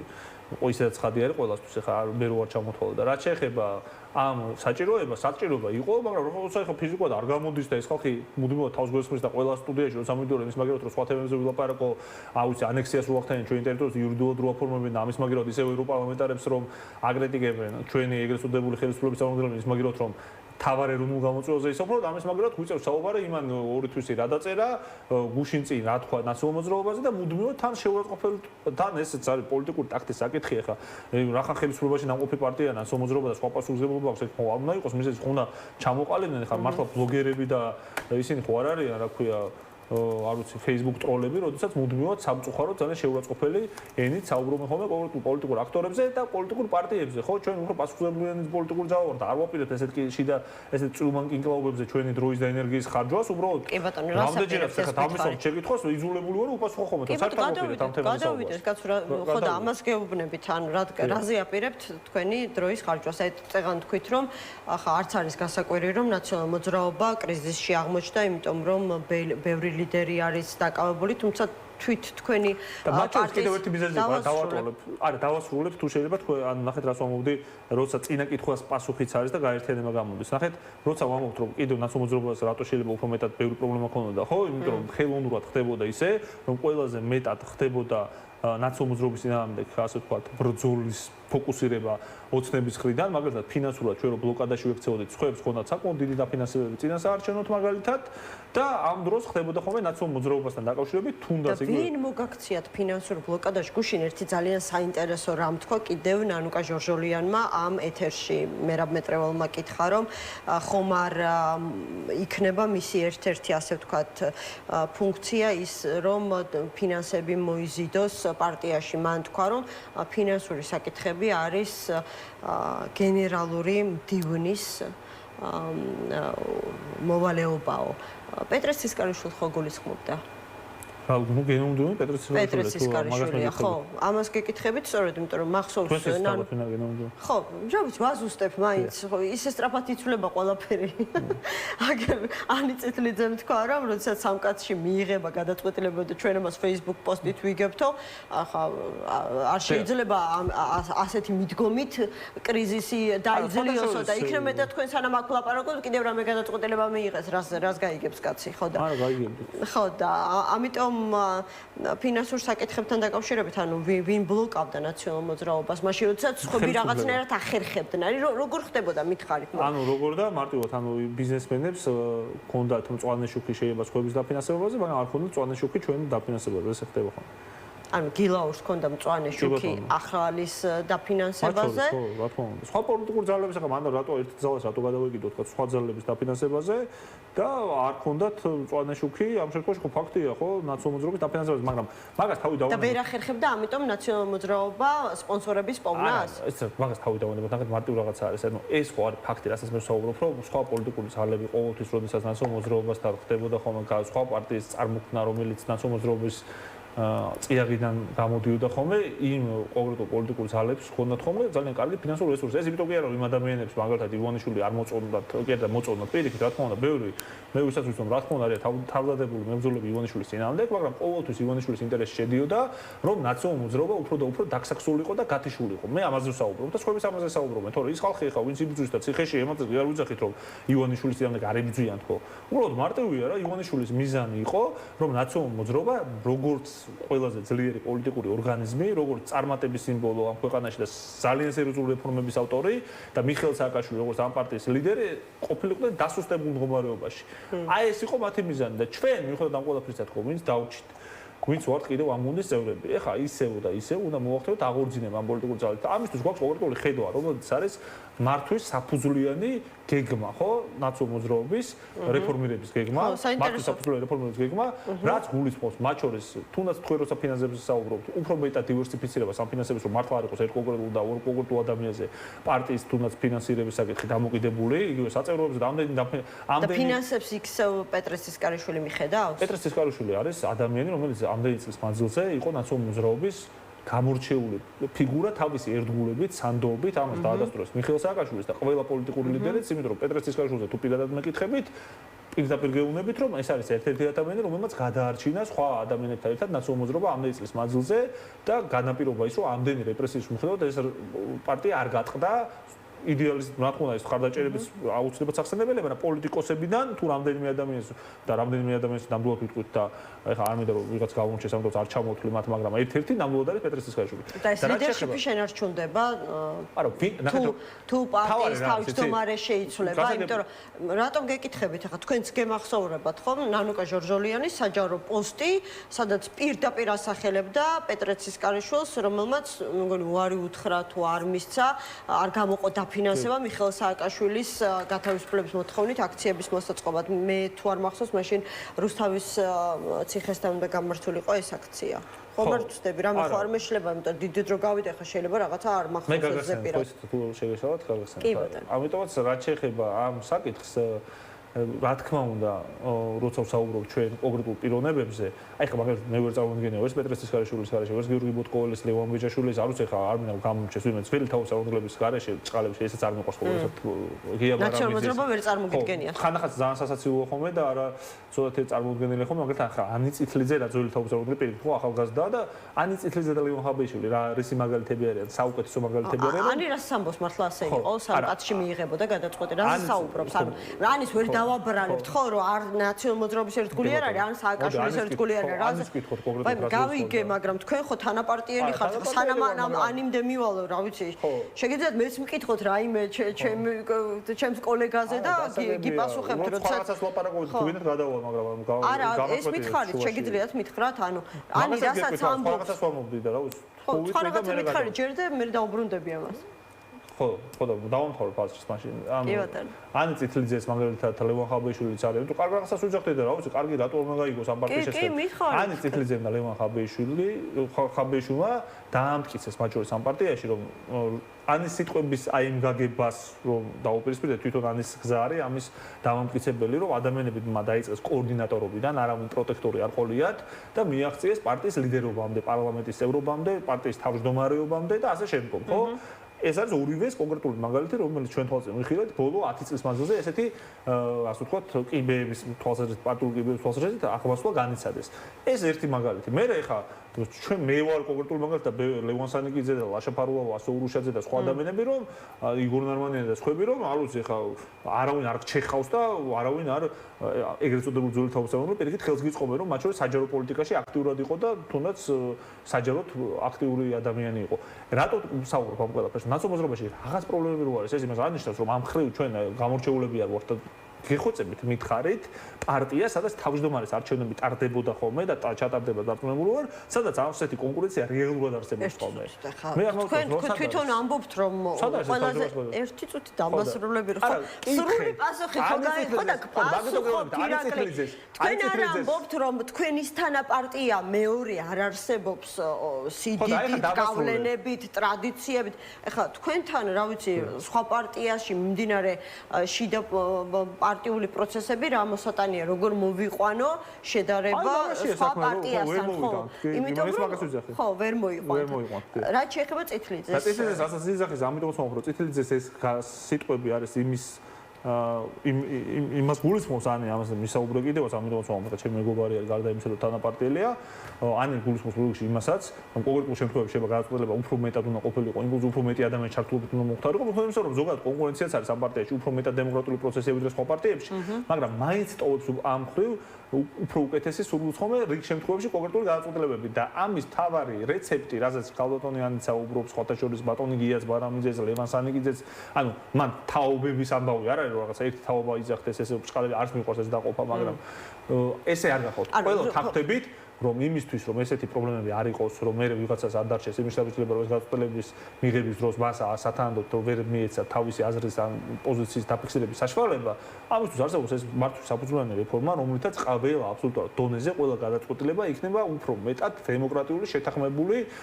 მათ შორის პოლიცია მიიღებს გადაწყვეტილებებს აბსოლუტურად ღია გამჭვირვალე სტილში, აბსოლუტურად ღია გამჭვირვალე სტილში მიიღებს გადაწყვეტილებებს მათ შორის ქვედონეზე პარტიული ორგანიზაციის ხელმძღვანელობა იგივე რეგიონებში და ეს იქნება მთავარი გარანტი იმის, რომ პარტიულ ორგანიზაციებთან დაკავშირებით გამახსენდა რეგიონებში ჟორჟოლიანმა სხვა შორის თქვა, რომ დადის რეგიონებში და ხვდება ნაციონალურ მოძრაობის პარტიულ ორგანიზაციებს და იმდენად ცუდად არის ზოგ რეგიონში საქმე, რომ საერთოდ ასეთი ორგანიზაციები ფიზიკურადაც აღარ არსებობს. არის იცოდით ამის შესახებ და აწვდიდით სააკაშვილის ინფორმაციას? ჩვენ რეგიონებში მუდმივად დავდივართ და ანუ არ არსებობს, არ არის ესე, ანუ მე ვერ გეტყვით ნანუკარას გულისხმობდა, რომ არ არსებობს ესე ვერ იტყვი გამუნერიქიდან, რომ კონკრეტული ადამიანები არიან, რომლებიც არიან ნაციონალურ მოძრაობის არა მხოლოდ მომხრეები, არამედ წევრები და მუდმივად არიან კონტაქტზე მათ შორის ჩვენთან, იგივე გიორგი ბუტკოველი არის ჩვენი ერთ-ერთი აუც მართლა იმ ადამიანთა შორის რომელსაც მე ვისაუბრე და გიორგი ბუტკოვას აქვს მუდმივი კომუნიკაცია და როგორ ახერხებს ეს მიკროს კიდევაც ხოლმე აბსოლუტურად ყველა რეგიონის წარმომადგენელთან და ის რომ ეხა ტექნიკური თვალსაზრისით კიდევ ერთხელ ვიმეორებ უბრალოდ ობიექტური მოცემულობაა რომ ამ ხელა პოლიტიკური турბულენციის პირობებში რა თქმა უნდა აღარ არის ის მდგომარეობა რაც იყო 4-5 წლის წინ ხოლმე რატო იმიტომ რომ ხა საკრებულო იყო საჯარო ანუ ხელფას ხომ მიხდით სხვა სისტემა იყო პოლიტიკურად ხანერად მესმის მაგრამ ახლა ხომ გადაწყდა რეალურად ამ ყველაფრის შეცვლა და თქვენ თქვით რომ აღორძინ ნაციონალური მოძრაობის აღორძინება უნდა მოხდეს რაღაცა პოლიტიკის არსი რა არის და გარემო პირობები როცა იცვლება მუდმივად რეპრესიების ქვეშ ვიყავით მუდმივად დევნის ქვეშ ვიყავით მაგრამ ბოლო რა წლების მანძილზე რაც ხდება არის უპრეცედენტო თავისი არსით იმიტომ რომ გარდა ამ ზეწოლებისა, გარდა დაკავებებისა არსებობს დავიგე, მაგრამ რაც ახლა ხდება, ის ხდებოდა 1 წლის წინ. თუნდაც ბოლო 2 წელია რაც ხდება, მაგათო ვიძახით, ამას უნდა უპასუხოს პარტიამ. 2 წლის წინ რაც მე მგონი იგივე ხდებოდა. არაფერი განსაკუთრებული და დამძიმდა რეგიონულ თუნდაც რეგიონულ კუთხით, იმიტომ რომ მარტო ხოიცით ახლა რაც მოხდა, რომ არ სახელმწიფო დაფინანსება აღარ არსებობს პარტიებში, მათ შორის აღარ საკრებულოები არსებობს, აღარ ხო მივხვდით ახლა რაზეც ამოხდა, ანუ ეს ტექნიკურად რომ ძალიან ბევრ დაპყრობას გვეც ალბათ ყველასთვის გაზაგებია. ხო, ახალ თავმჯდომარეებზე ალბათ ძალიან ბევრი რამ იქნება დამოკიდებული და ძალიან მოკალედ გითხავთ თქვენ თუ ყავთ, ასე ვთქვათ, თქვენი კანდიდატურა, იმიტომ რომ როგორც გავიგეთ, შესაძლებელია იყოს რამდენიმე კანდიდატურა მიუხედავად იმისა, რომ ისეთ ვინ არის მიხეილ სააკაშვილის ფავორიტი. ერთმა კანდიდატურამ მე ვნახე მაგალითად ჩვენი პარტიის ძალიან ამაგდარი წევრის ბატონ თემურ გრიგალაშვილის პოსტი რომ ისიც აპირებს მაგალითად თავმჯდომარეობას კენჭის წყალს არ ვიცი ბოლომდე მივა თუ არა მისი ეს სურვილი მაგრამ ბატონმა თემურმაც დააფიქსირა რომელიც იყო მათ შორის ისნის გამგებელი იყო ნაციონალური მოძრაობის ძალიან აქტიური წევრი წლების მანძილზე ფაქტობრივად პირველი დღეებიდან და შეიძლება სხვა კანდიდატების გამოჩნდეს თქვენ ყავთ თქვენი ჯერჯერობით არ მყავს კანდიდატი ჯერჯერობით არ მყავს არ ხართ ჩამოყალიბებული ვინ იქნება არ ჩამოყალიბებული ნამდვილად ჯერ თუ ვიქნები გეტყვით ახლა ვიქნები აუცილებლად და გეტყვით მაგრამ ჯერ არ ვარ იმიტომ რომ ჯერ ესეთი არ მომისმენია ზუსტად მათი რეალურად რა კონკრეტულად რა ნაბიჯების გადმოს აპირებენ მიხედავთ რომ ნანუკასთან ხონდა კოორდინაცია და კონკრეტული შეხვედრა უფრო ზოგადი შეხვედრა იყო ამიტომ ახლა როცა კონკრეტულად მესვენება იმ ადამიანების გეგმა რომ აი ესე და ესე აპირებენ და ამას ხედავენ დობას თავმჯდომარეობაზე ვერც ნანუკას ვერ გამოუცხადებთ არა თუ არ გავიგე ვერ დობას ახლა თუ აირჩია პარტია ხარს არ დაუჭერთ ამ მოცემულობიდან არ გამორიცხავ არავის ხარ და არც ერთ კანდიდატზე არ გამორიცხავ ხარ დაუჭირო მაგრამ ამ ეტაპზე ახლა არ ვიცნობ უბრალოდ მათ კონკრეტულ გეგმებს არ ვიცი შეიძლება ბევრი სხვა კარგი კანდიდატურა იყოს რომლის გეგმა უფრო მომეწონოს ამასთან ნამდვილად არ გამორიცხავ რა ხან მიხეილ სააკაშვილმა თქვა ეს არის ნაციონალური მოძრაობის მათ შორის დამახასიათებელი რაც აი ამ ერთ-ერთ მით საკალწყლებს ხო რომ პირველ რიგში ნაციონალურ მოძრაობაში თუ არის სადმე ამას ყოველ შემთხვევაში ირიბად აღიარებენ თუნდაც აი თავდასხმებში ხო სხვა ადამიანები და სხვა ოპოზიციური პარტიის წარმომადგენლები რომ არსებობს ძალიან ბევრი ადამიანი ძალიან ბევრი ჯგუფი არსებობს ხოლმე და სხვა აზრები არსებობს ხოლმე და მიხეილ სააკაშვილი თუ იტყვის რომ მაგალითად უნდა იყოს მისი სიტყვის ფასი აქვს უფრო არის ლიდერი და გასაგებია ხო მაგრამ ახლა ლიდერი არ თხოვს თავისი აზრი იტყვის თავის აზრს მაგრამ დემოკრატიული რო არის ეს პარტია და უფრო მეტად დემოკრატიულიც რომ უნდა გახდეს შეიძლება სხვა აზრზე იყოს უმეტესობა მაგალითად სიტყვას კონდა გადაწყვეტი მნიშვნელობა ნაციონალურ მოძრაობის ალიანსში გაწევრიანებასთან დაკავშირებით მათ შორის მიუხედავად იმისა რომ აზრთა სხვადასხვაობა არსებობდა და პარტიის თავმჯდომარესაც განსხვავებული მოსაზრება ჰქონდა ამ თემასთან დაკავშირებით ან უდიდეს მნიშვნელობას ამას არავინ არ უარყოფს და ეს ახლა ციგიჟე იქნება ახლა ნაციონალურ მოძრაობაში ვინმე რო თქვა რომ მიხეილ სააკაშვილის სიტყვას აზრზე მნიშვნელობა არ აქვს თავარი ლიდერი ის გახლავთ ახლა თავარი ლიდერის სიტყვას უფრო დიდი ფასი აქვს ვიდრე სხვების სიტყვას რა თქმა უნდა ოღონდ ეს სიტყვები საუბრობდით შიდა დემოკრატიაზე. არა და შიდა დემოკრატია თქვენ რა გონიათ ხა ტრამპის სიტყვაზე მეტი ფასი რესპუბლიკურ პარტიაში ვინმე სიტყვას აქვს ან მაკრონის სიტყვაზე მეტი ფასი აქვს მაკრონის პარტიაში ვინმე სიტყვას ახლა ეს რაღაცა გადაწყვეტილების მიღების პროცესზე ვსაუბრობთ ანუ გადაწყვეტილება საბოლოო მიღება მსჯელობით თუ და მაგიტომ მითხარით რომ შეიძლება არ იყოს მეტი სიტყვის ასე ვთქვათ უფლების მიხეილ სააკაშვილის რაღაც ყოფილა კონკრეტული გადაწყვეტილება მიხეილ სააკაშვილის რომელიც მე ჩემ აი ბოლო 3 წლის მანძილზე სხვა პოზიცია ქონდა მიხეილ სააკაშვილის და სხვა გადაწყვეტილება მაგრამ პოლიცია თავზე არსებობს კონკრეტული მათ შორის იყო ოფისთან ანუ როცა ჩვენ საუბრობთ ოფისთან დაკავშირებით არა ოფისთან არა იცით როცა საუბრობთ ჩვენ პოლიციაბჭოს ხტომებზე მიხეილ სააკაშვილის გადაწყვეტილებები როცა საუბრობთ ხო იქ კონკრეტულად როცა ოფისში ტარდებოდა დიდი პოლიციაბჭოები გულისხმობ ნაციონალურ მოძრაობის ცენტრალურ ოფისს ხო როცა იყო იმ ხტომებზე საკითხები ხანახან მიხეილ სააკაშვილის ქონა ხოლმე სხვა პოზიცია ხა არ მინდა ესეთ შიდა საკითხებზე შეიძლება აქაც ეგრე მოხდეს მაგიტომაც ვამბობ შეიძლება ნანუკა ვერც გავიდეს თავმჯდომარედ შეიძლება შეიძლება არ გამოურიცხო რა თქმა უნდა. რატო არიან უფრო ძლიერი კანდიდატები? შეიძლება სხვა კანდიდატიც იყოს და ის გავიდეს მეთქი ეს იყოს. აი ლევან ხაბეიშვილზე ითქვა, რომ თვითონვე თქვა რა, შეიძლება ლევან ხაბეიშვილმაც მოინდომოს პატიმარმა პოლიტიკოსმა კენჭისყრა კიდევ ერთხელ თავმჯდომარედ. შეიძლება ასეთ რამეც მოხდეს? მე ვერ გამოურიცხავ ამას ახლა, მაგრამ ვერ გეტყვით ახლა პატიმრობაში როგორ შეიძლება ეს მოხდეს, რა თქმა უნდა ახლა ზოგადად ნაციონალურ მოძრაობაში როცა საუბრობთ ხოლმე თავმჯდომარეზე მიხეილ სააკაშვილი არის ხოლმე და ლევან ხაბეიშვილი ორი ის ადამიანი რომელიც შეიძლება გაგვახსენდეს ბოლო პერიოდის მანძილზე, იმიტომ რომ ერთი მხრივ მიხეილ სააკაშვილი არის ამ პარტიის მთავარი ლიდერი, დამფუძნებელი და უბრალოდ იმდენი წელია ეს ციხეშია და უბრალოდ იმდენი წელია მას რეალურად ეფექტურად არ აქვს საშუალება რომ რეალურად მიიღოს მონაწილეობა პოლიტიკურ პროცესებში. ეს არის ერთი პრობლემა და მეორე პრობლემა არის ის რომ ლევან ხაბეიშვილი რომელიც ბოლო წლების მანძილზე ხა არავის არ ეწყინოს, მაგრამ ალბათ თავის საჯარო პოლიტიკური აქტიურობით ყველაზე ენერგიული და ყველაზე გამორჩეული ფიგურა იყო მაინც საჯარო პოლიტიკურ ველზე, ამ ადამიანსაც ამ მხრივ შეზღუდული აქვს, თორე რა თქმა უნდა ეს ორი ადამიანი იქნებოდა პირველი გაუხსენდება მიხეილ სააკაშვილი, მერე გაუხსენდებოდა ეხაც ლევან ხაბეიშვილი, მაგრამ ლევან ხაბეიშვილი ციხეშია. უბრალოდ ეს არის რეალურად ხელისშემშლელი ფაქტორი ძალიან დიდი. ამიტომაც ახლა თეორიულ დონეზე შეიძლება წარმოვიდგინო რომ შეიძლება ლევან ხაბეიშვილის დადგეს, მაგრამ ცოტა რთული არის გასაგებად ტექნოლოგიაზე. მადლობა ირაკლი პავლენიშვილი, ნაციონალური მოძრაობის გენერალური დევნის მოადგილე იყო ჩვენი გადაცემის სტუმარი. რეკლამის შემდეგ გიორგი ჭანტურია, თორნიკე ართქმელაძე იქნებიან ჩვენი სტუდიის სტუმრები.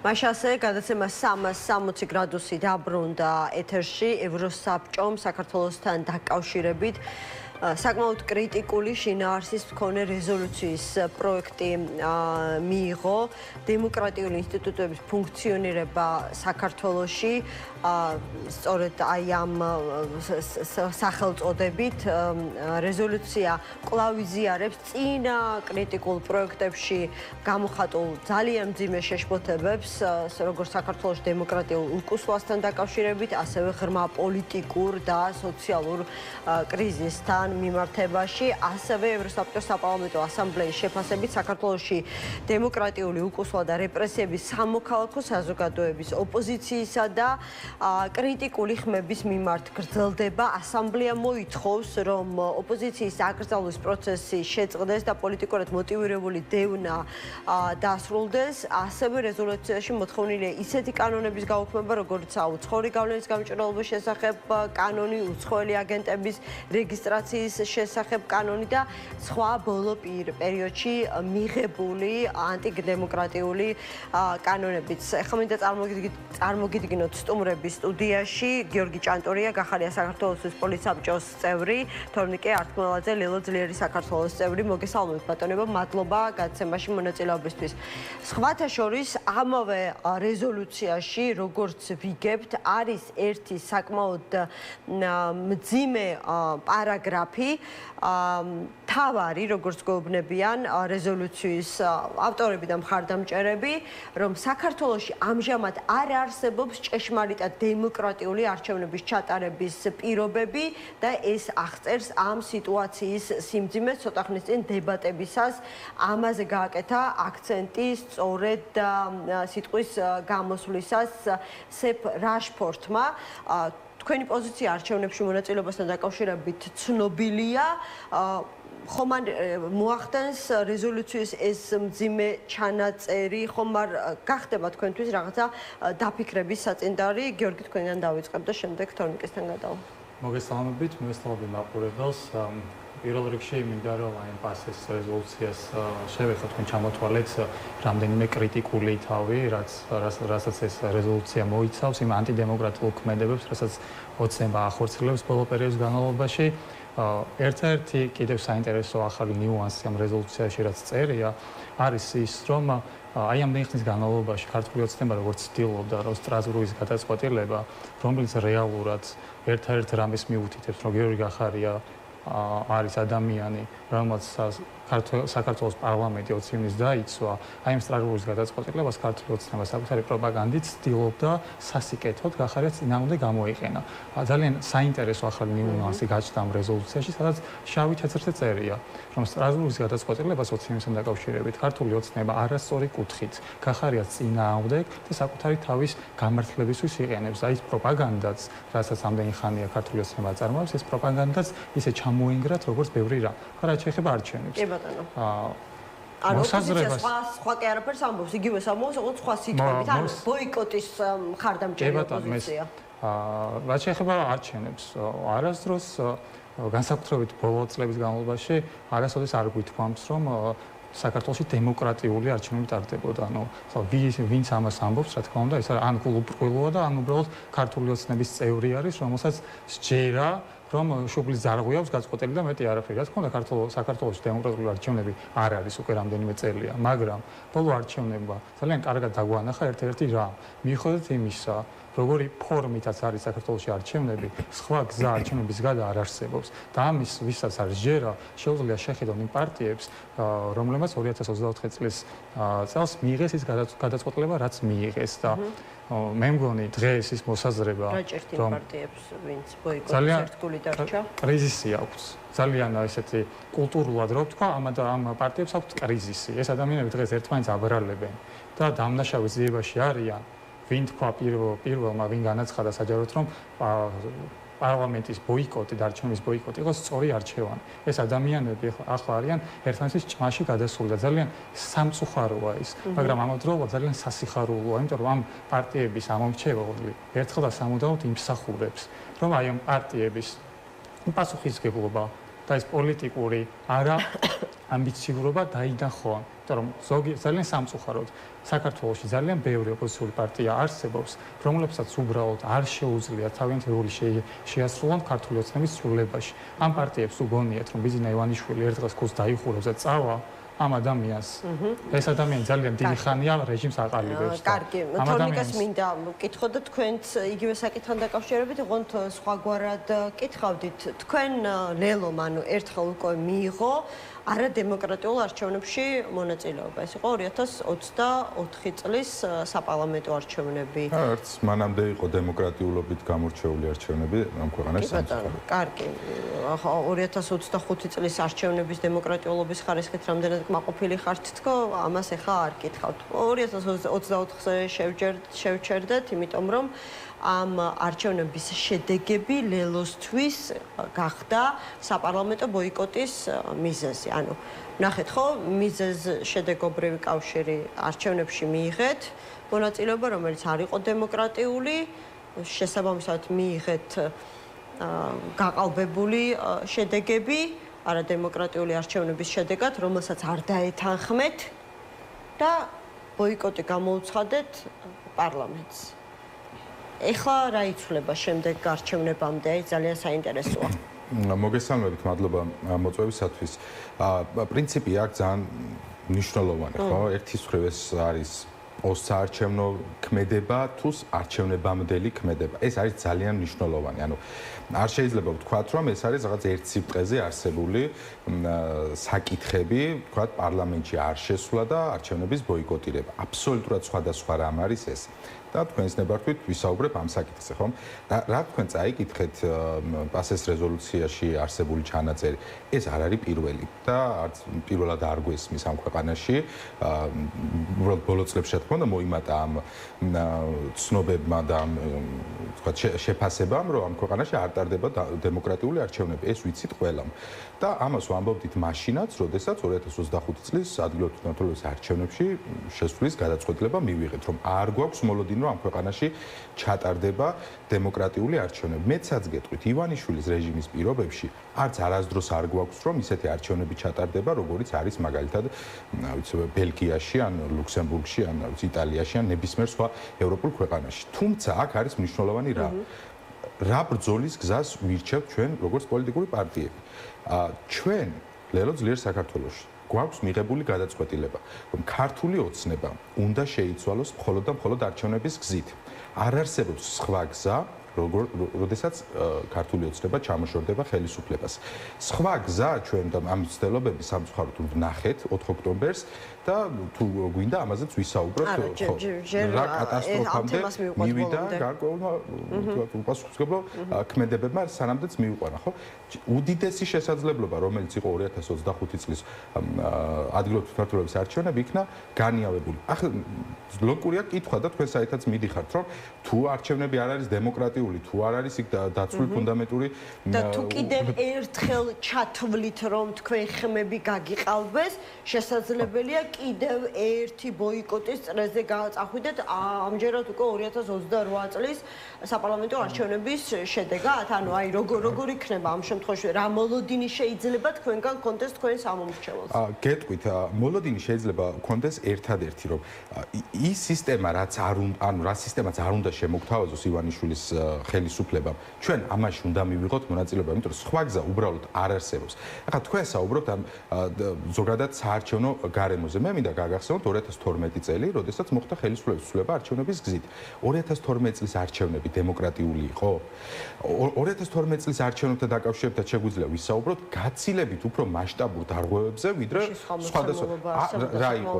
ძლიერი იყო, ასე ვთქვათ. აი, სწორედ მან მივდივართ. ხელისუფლების დაზიანების დონე, მაგრამ ამ შემთხვევაში სწორედ აქ შეგვიძლია პარალელი გავალოთ, მაგრამ დიდი ხანია ვსაუბრობთ როგორ დავამარცხებთ ივანიშვილს. ანუ როგორ ამარცხებთ? უნდა მოვიდეს ამ მრჩეველთა ის რაოდენობა, რომელსაც ვერ გადაწონის გაყალბების მეთოდები. ის რაც მოხდა 2012 წელს. თორე არც ადმინისტრაციული რესურსის გამოყენება დაუკლია 2012 წელს ხელისუფლებას.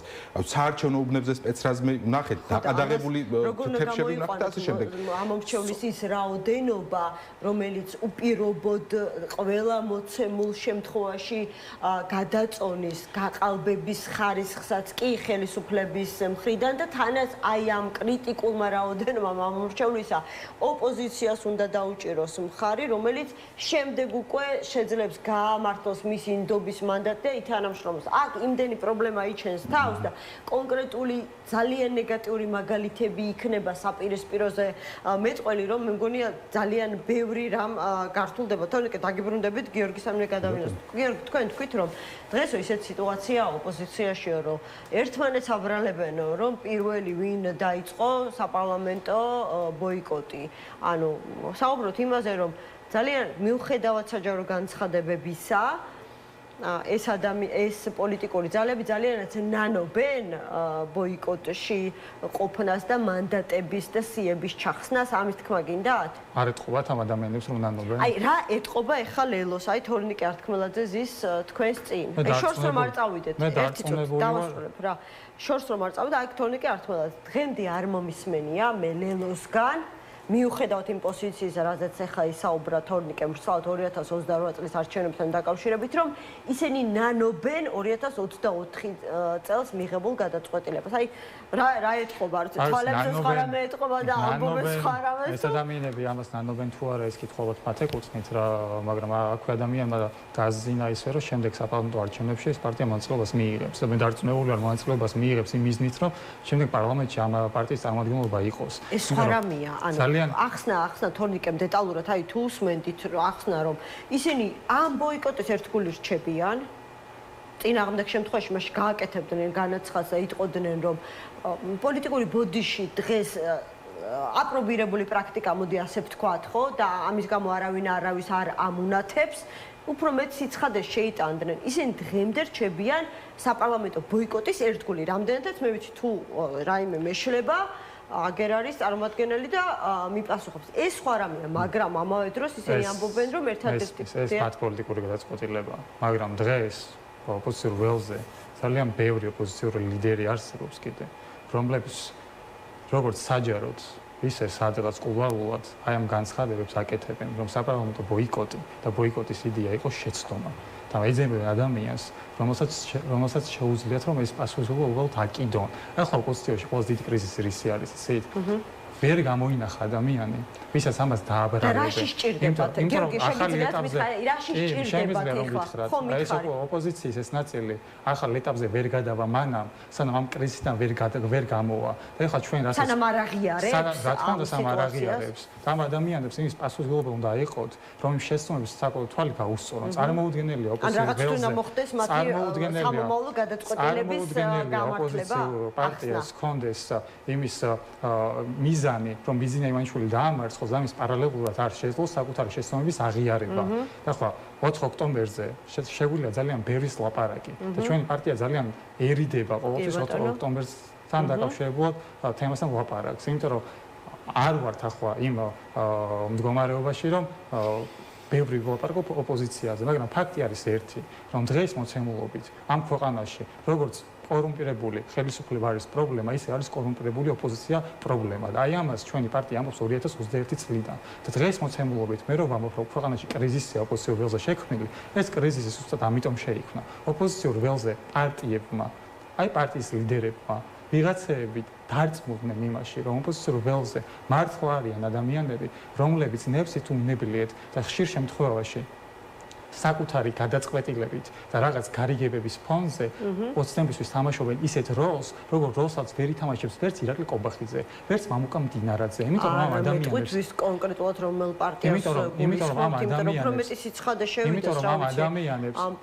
რომ ამ ადამიანებს ირაკლი კობახიძე და მამუკა მდინარაძეს არ აქვთ იმდენი რესურსი და შესაძლებლობა, რომ ქართულ ოცნების ძალაუფლების შენარჩუნებაში რაღაც სრული მიიღონ. რამდენიც სამწუხაროდ ოპოზიციაში მყოფ პარტიებს. და ეს 4 ოქტომბერი არის მაგის გამოვლენა. რომ არ გვიყვარს ჩვენ ისნის მოგებით ლაპარაკი, მაგრამ როცა რამდენიმე დღით ადრე საჯაროდ თავად გიორგი ახარია საუბრობდა, რომ 4 ოქტომბერი იყო კარგად დაგეგმილი სპეცოპერაცია ქართული ოცნების ოფისში და სუსის ოფისში, რომელსაც შეასრულებდნენ რიგითი ოპოზიციური ლიდერები და შემდეგ აი გაქრებოდნენ და უბრალოდ მოქალაქეებს ციხეში დაიჭერდნენ და 5 და 7 წლით გაუშვებდნენ და ამით დაზიანდებოდა ის ყველაზე ძლიერი მძლავრი მექანიზმი ქართული ოცნების წინააღმდეგ, რაც ბოლო წლებში შეიქმნა, ეს იყო პროტესტი, რასაც ჩვენ რამდენი ხანია უკვე ვადევნებთ. ფაქტია, სიმართლეს ვარლონ გაუსწოროს, რომ ეს ესე ახდა. პროტესტი სამწუხაროდ დაზიანდა, მაგრამ ყველაზე კარგი ადამიანს ისი უნარიც გვაქვს, რომ სხვის შესწავლებზე, საკუთარ შესწავლებზე ვისწავლოთ. ოპოზიციური კორუფცია. ხო, ძალიან საინტერესოა ისე ცოტა კიდევ უფრო მეტად რომ განმარტოთ, მაგრამ დაგებრუნდებით თორნიკასთან გადავალ.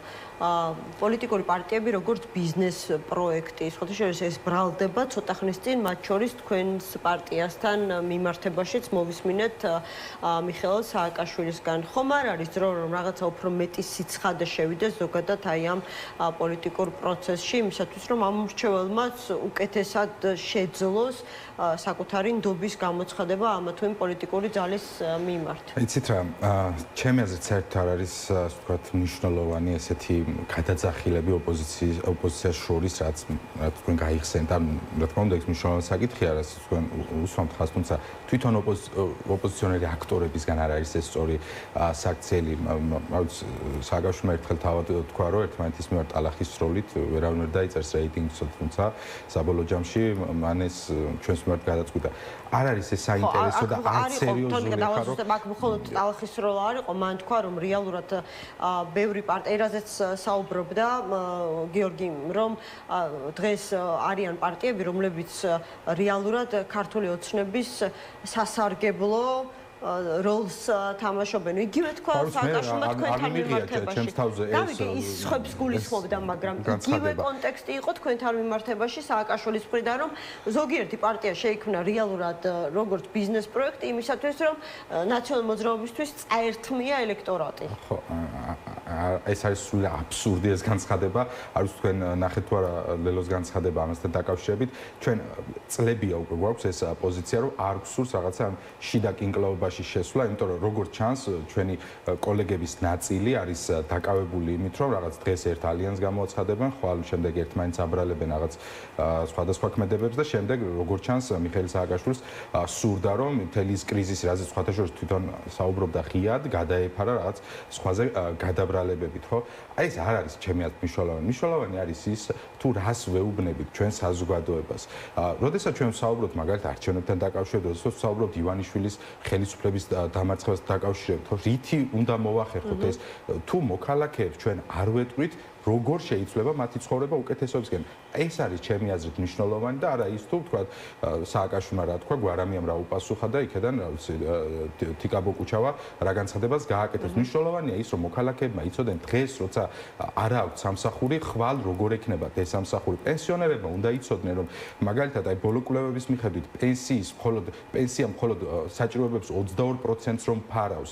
როგორ შეიძლება რომ იყოს ღირსეული პენსია ამ ქვეყანაში და თქვენ გახსოვთ ჩვენი თავარი დაპირება მიღება რაც იყო 24 წელს არჩევნებზე. ჩვენ რო ხელისუფლებაში მოსულიყავთ 2024 წელს, დღეს პენსია იქნებოდა დაახლოებით 600-დან 700 ლარამდე და როგორ ვაკეთებდით ამას? გახსოვთ, ამაზეც ხშირად ვსაუბრობდით. კორუფციის აღმოფხვით და მაშინ ბევრ სხვათა შორის ეს ეცინებოდა ამ საკითხზე, რომ ამ ხელა ზრდა ვერ იქნებოდა პენსიის. აი ხო აღმოჩნდა, რომ ერთი ჩინოვნიკთან შესვლით თურმე 7 მილიონი დოლარი, რამდენიმე ოქროს ზოდი და 1 საათი იყო ისეთი, რომ 400 პენსიონერს გადავხდი და 1000 ლარიან პენსიას ერთი თვის განმავლობაში, ხო? ხო აღმოჩნდა, რომ ეს იყო სიმართლე. ამიტომ ჩვენი მთავარი ამოცანა არის ის, რომ ადამიანებს დავანახოთ, რომ ამ ქვეყნის მოცემულობა არ არის სიღარიბე, ამ ქვეყნის მოცემულობა არ არის სიდუხჭირე და თვიდან თვემდე თავის გატანა.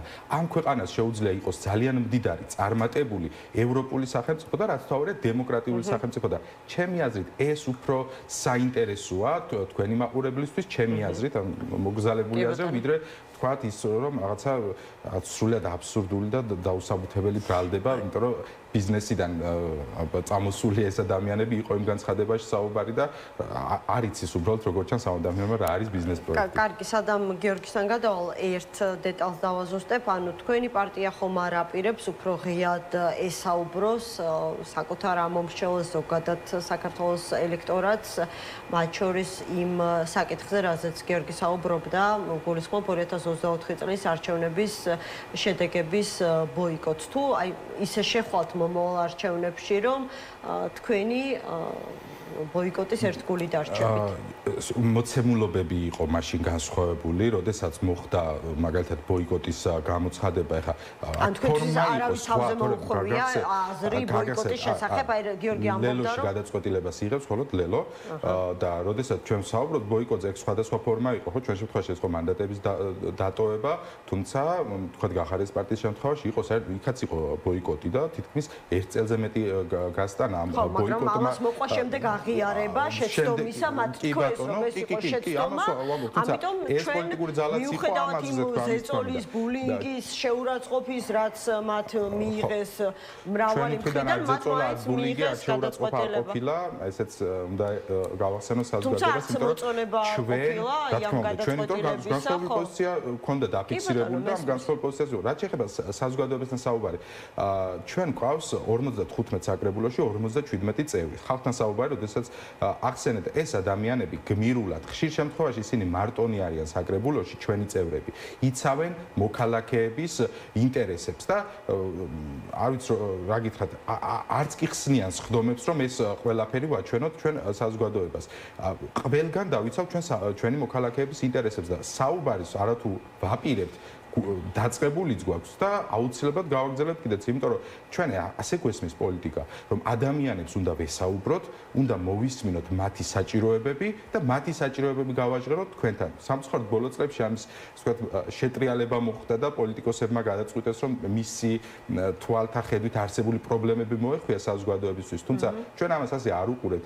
უყურებთ პოლიტიკას როგორც ყოველდღიურ პროცესს, გამოვიტანოთ სააშკაროზე ის პრობლემები, ის საჭიროებები, რაც ამ ქვეყნის მოქალაქეებს გააჩნიათ.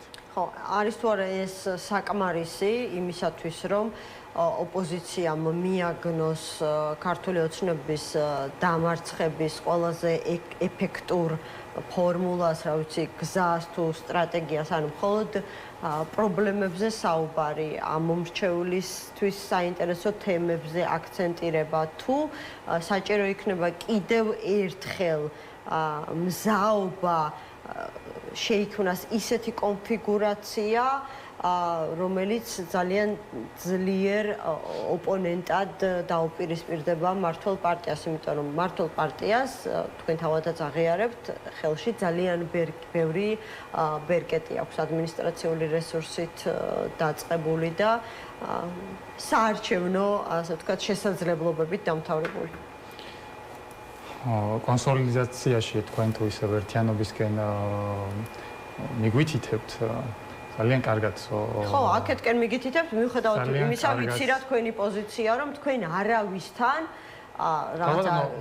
თანამშრომლობას წინას არჩევნად არ აპირებთ, ხო? მიუხედავად იმისა, რომ გქონდათ მაგალითი ადგილობრივ არჩევნებში, ახლა მსგავსი რამ ლელოსთანაც კი გამორიცხულია, შემიძლია ასე ვთქვა? დღეს მოცემულობით ის ასეა. დღეს მოცემულობით ჩვენ ვართ დამოუკიდებელი პარტია, რომელსაც საკუთარი წარმოადგენლობა დღეს არც ვართ ეხლა წინასაარჩევნო პროცესში. მე გეკითხებით წინასაარჩევნოდ განიხილავთ თუ არა მსგავს ასე ვთქვათ თანამშრომლობის ფორმატს. არავინ არ იცის წინასაარჩევნოდ როგორი გარემოება იქნება. რა თქმა უნდა, ამას ლაპარაკი ჯერ ძალიან ადრეა, მაგრამ როცა ერთიანობაზე თქვენზე არ მაქვს რა თქმა უნდა ახლა საუბარი. არიან ადამიანები და ხშირად ყოფილა ეს საუბარი ნიშანდობლივად, ნიშნის მოგებით, რომ ერთიანობა არის ეს ერთადერთი გასაღები, რაც ბიზნესმენებს დაამარცხებს. ჩვენ უკაცრავად და არასოდეს გიჟები არ ყოფილა. ჩვენ როცა ვამბობთ რომ არ გვინდა ამ ადამიანთან ერთიანობა, ძალიან კარგად ვიცოდით და ვიცით რას ვაპარაკობ და შეხედეთ ამ ადამიანებს. აი ამ ადამიანებს, რომლებიც ჩვენ წლების განმავლობაში გვაკრიტიკებდნენ, მოღალატეებს და ერთიანობის მგრეველებს გვეძახდნენ. აი ხო რა თქმა უნდა, გულისხმობ ალიანსის წარმომადგენლებს, რომლებსაც დღეს ისეთი ერთობა აქვს, ალბათ ჯობია რომ საერთოდ ამას ერთობა არ ერქვას. და ამ ადამიანებს, რომლებიც რამდენიმე წელი ერთ წიაღიდან მოდიან, ხო, უმეტეს წილი ამ ადამიანების ნაციონალური მოძრაობის წიაღიდან აღმოცენებული პოლიტიკოსები არიან. ამ ადამიანებმა ვერ გამონახეს ერთმანეთთან საერთო. და ეს ხომ ჩვენთვის ეს ხომ არ არის ახალი ამბავი და რამდენჯერაც ვინმე აი ამ ერთიანობაზე ჩამოაგდებს საუბარს იმდენჯერ გვაქვს ცოცხალი მაგალითები როგორი წარმოუდგენელია დღეს ქართულ ოპოზიციურ ველზე აი ამ ადამიანებთან ერთიანობა რომლებსაც ვერ გაუაზრებიათ რამხელა პასუხისმგებლობა აკისრიათ საქართველოს ამორჩევლის წინაშე ამ ადამიანებს შეუძლიათ ერთ დღეს ერთი თქვა მეორე დღეს მეორე თქვა მესამე დღეს რაღაც მშვიდობიან დამხობისკენ მოუწოდონ ადამიანებს და მეოთხე დღეს დაიმალონ და ადამიანები უბრალოდ ციხისთვის გაწირონ. ეს ადამიანები ჩვენისთვის არის წითელი ხაზი და ჩვენ ამის გამეორებას არ გვცხვენია და კიდევ ერთხელ გავიმეორებთ. როგორც ქართული ოცნება არის წითელი ხაზი, იმიტომ რომ არის კორუმპირებული ხელისუფლება, ისეთივე წითელი ხაზი არის კორუმპირებული ოპოზიცია, რომელიც ხშირ შემთხვევაში კიდევ ერთხელ გავიმეორებ. ბევრად დიდ როლს თამაშობს ბიძინა ივანიშვილისთვის ძალაუფლების შენარჩუნების გზაზე, ვიდრე ირაკლი კობახიძე. ანუ ამას გულისხმობს სწორედ კორუფციაში გარიგებას ხელისუფლებასთან? რა თქმა უნდა. 4 ოქტომბერი სხვა არაფერი არ არის. 4 ოქტომბრის ეს რაღაც გაუგებრობა არის უმოკლესი და ყველაზე იაფი გზა, როგორ შეინარჩუნა ქართულ ოცნებამ ის, რაც შეინარჩუნა. და დღეს მოცემულობით საქართველოს პარლამენტში წარმოადგენელი რო იყოს ოპოზიცია, იმ წარმოადგენლობით, რის შანსიც არსებობდა, აი დღეს შეხედეთ 12 ადამიანი არის ჩვენი პარტიიდან პარლამენტში. 12 ადამიანს შესწევს იმდენი ძალა და რესურსი, რომ ყოველ დღე პირველ რიგში ქართული ოცნების ამომრჩეველს უწევს. ეს პრეტენზია ლელოსთანაც გეთქმით სხვათა შორის და არა მხოლოდ იმ ოპოზიციასთან, რომელსაც კორუმპირებულს უწოდებთ. ბოიკოტთან დაკავშირებით, რა თქმა უნდა, ჩვენ ბოიკოტთან დაკავშირებით ეს პრეტენზია არ არის. ეს არის პოლიტიკური გამოცდილება და პოლიტიკური შეცდომა. ძალიან დიდი იმედი მაქვს. მით უმეტეს თუ შეცდომა. ძალიან დიდი იმედი მაქვს, რომ ყველა პასუხისმგებლიანი პარტია, რომელსაც მართლაც სურს ერთხელ და 60-ად ეს ქვეყანა ნორმალურ დემოკრატიულ გზებზე დააბრუნოს და ეს რეჟიმი წარსულში ჩააბაროს, იმ წარსულში, სადაც ნაციონალური მოძრაობა არის დღეს მოცემულობით, ყველა ის ადამიანი ამ შეცდომას გაიაზრებს. და ხო ვისაც ამის გააზრება არ უნდა ის ისევ ან ოცნების თამაშს თამაშობს ან უბრალოდ წარმოდგენა არ აქვს რა საშიშროების წინაშე დგას საქართველოს დღეს და ქართულმა მომრჩეველმა ბოლო 2 წლის განმავლობაში მიიღო უდიდესი გამოცდილება როგორც ოპოზიციურმა მომრჩეველმა ისე ქართული ოცნების მომრჩეველმა დარწმუნებული 28 წლის არჩევნები იქნება ძალიან კვახი პასუხი როგორც ხელისუფლებისთვის ისე ოპოზიციისთვის ძალიან დიდი პარტია გადარჩება გაუცებული მე ამის ძალიან მჯერა მადლობა გიორგი ჭანტურია გახარია საქართველოსთვის პოლიტიკური საბჭოს წევრი თორნიკე ართმელაძე ლილო ძლიერი საქართველოს წევრი იყვნენ ჩვენი გადაცემის სტუმრები მადლობა ბატონებო გადაცემა 360 გრადუს ეთერში დაბრუნდება პარასკევს მე და თქვენ პალიტრო ნიუსის ეთერში ხვალად შევხვდებით ერთმანეთს 13 საათზე გადაცემაში საქმე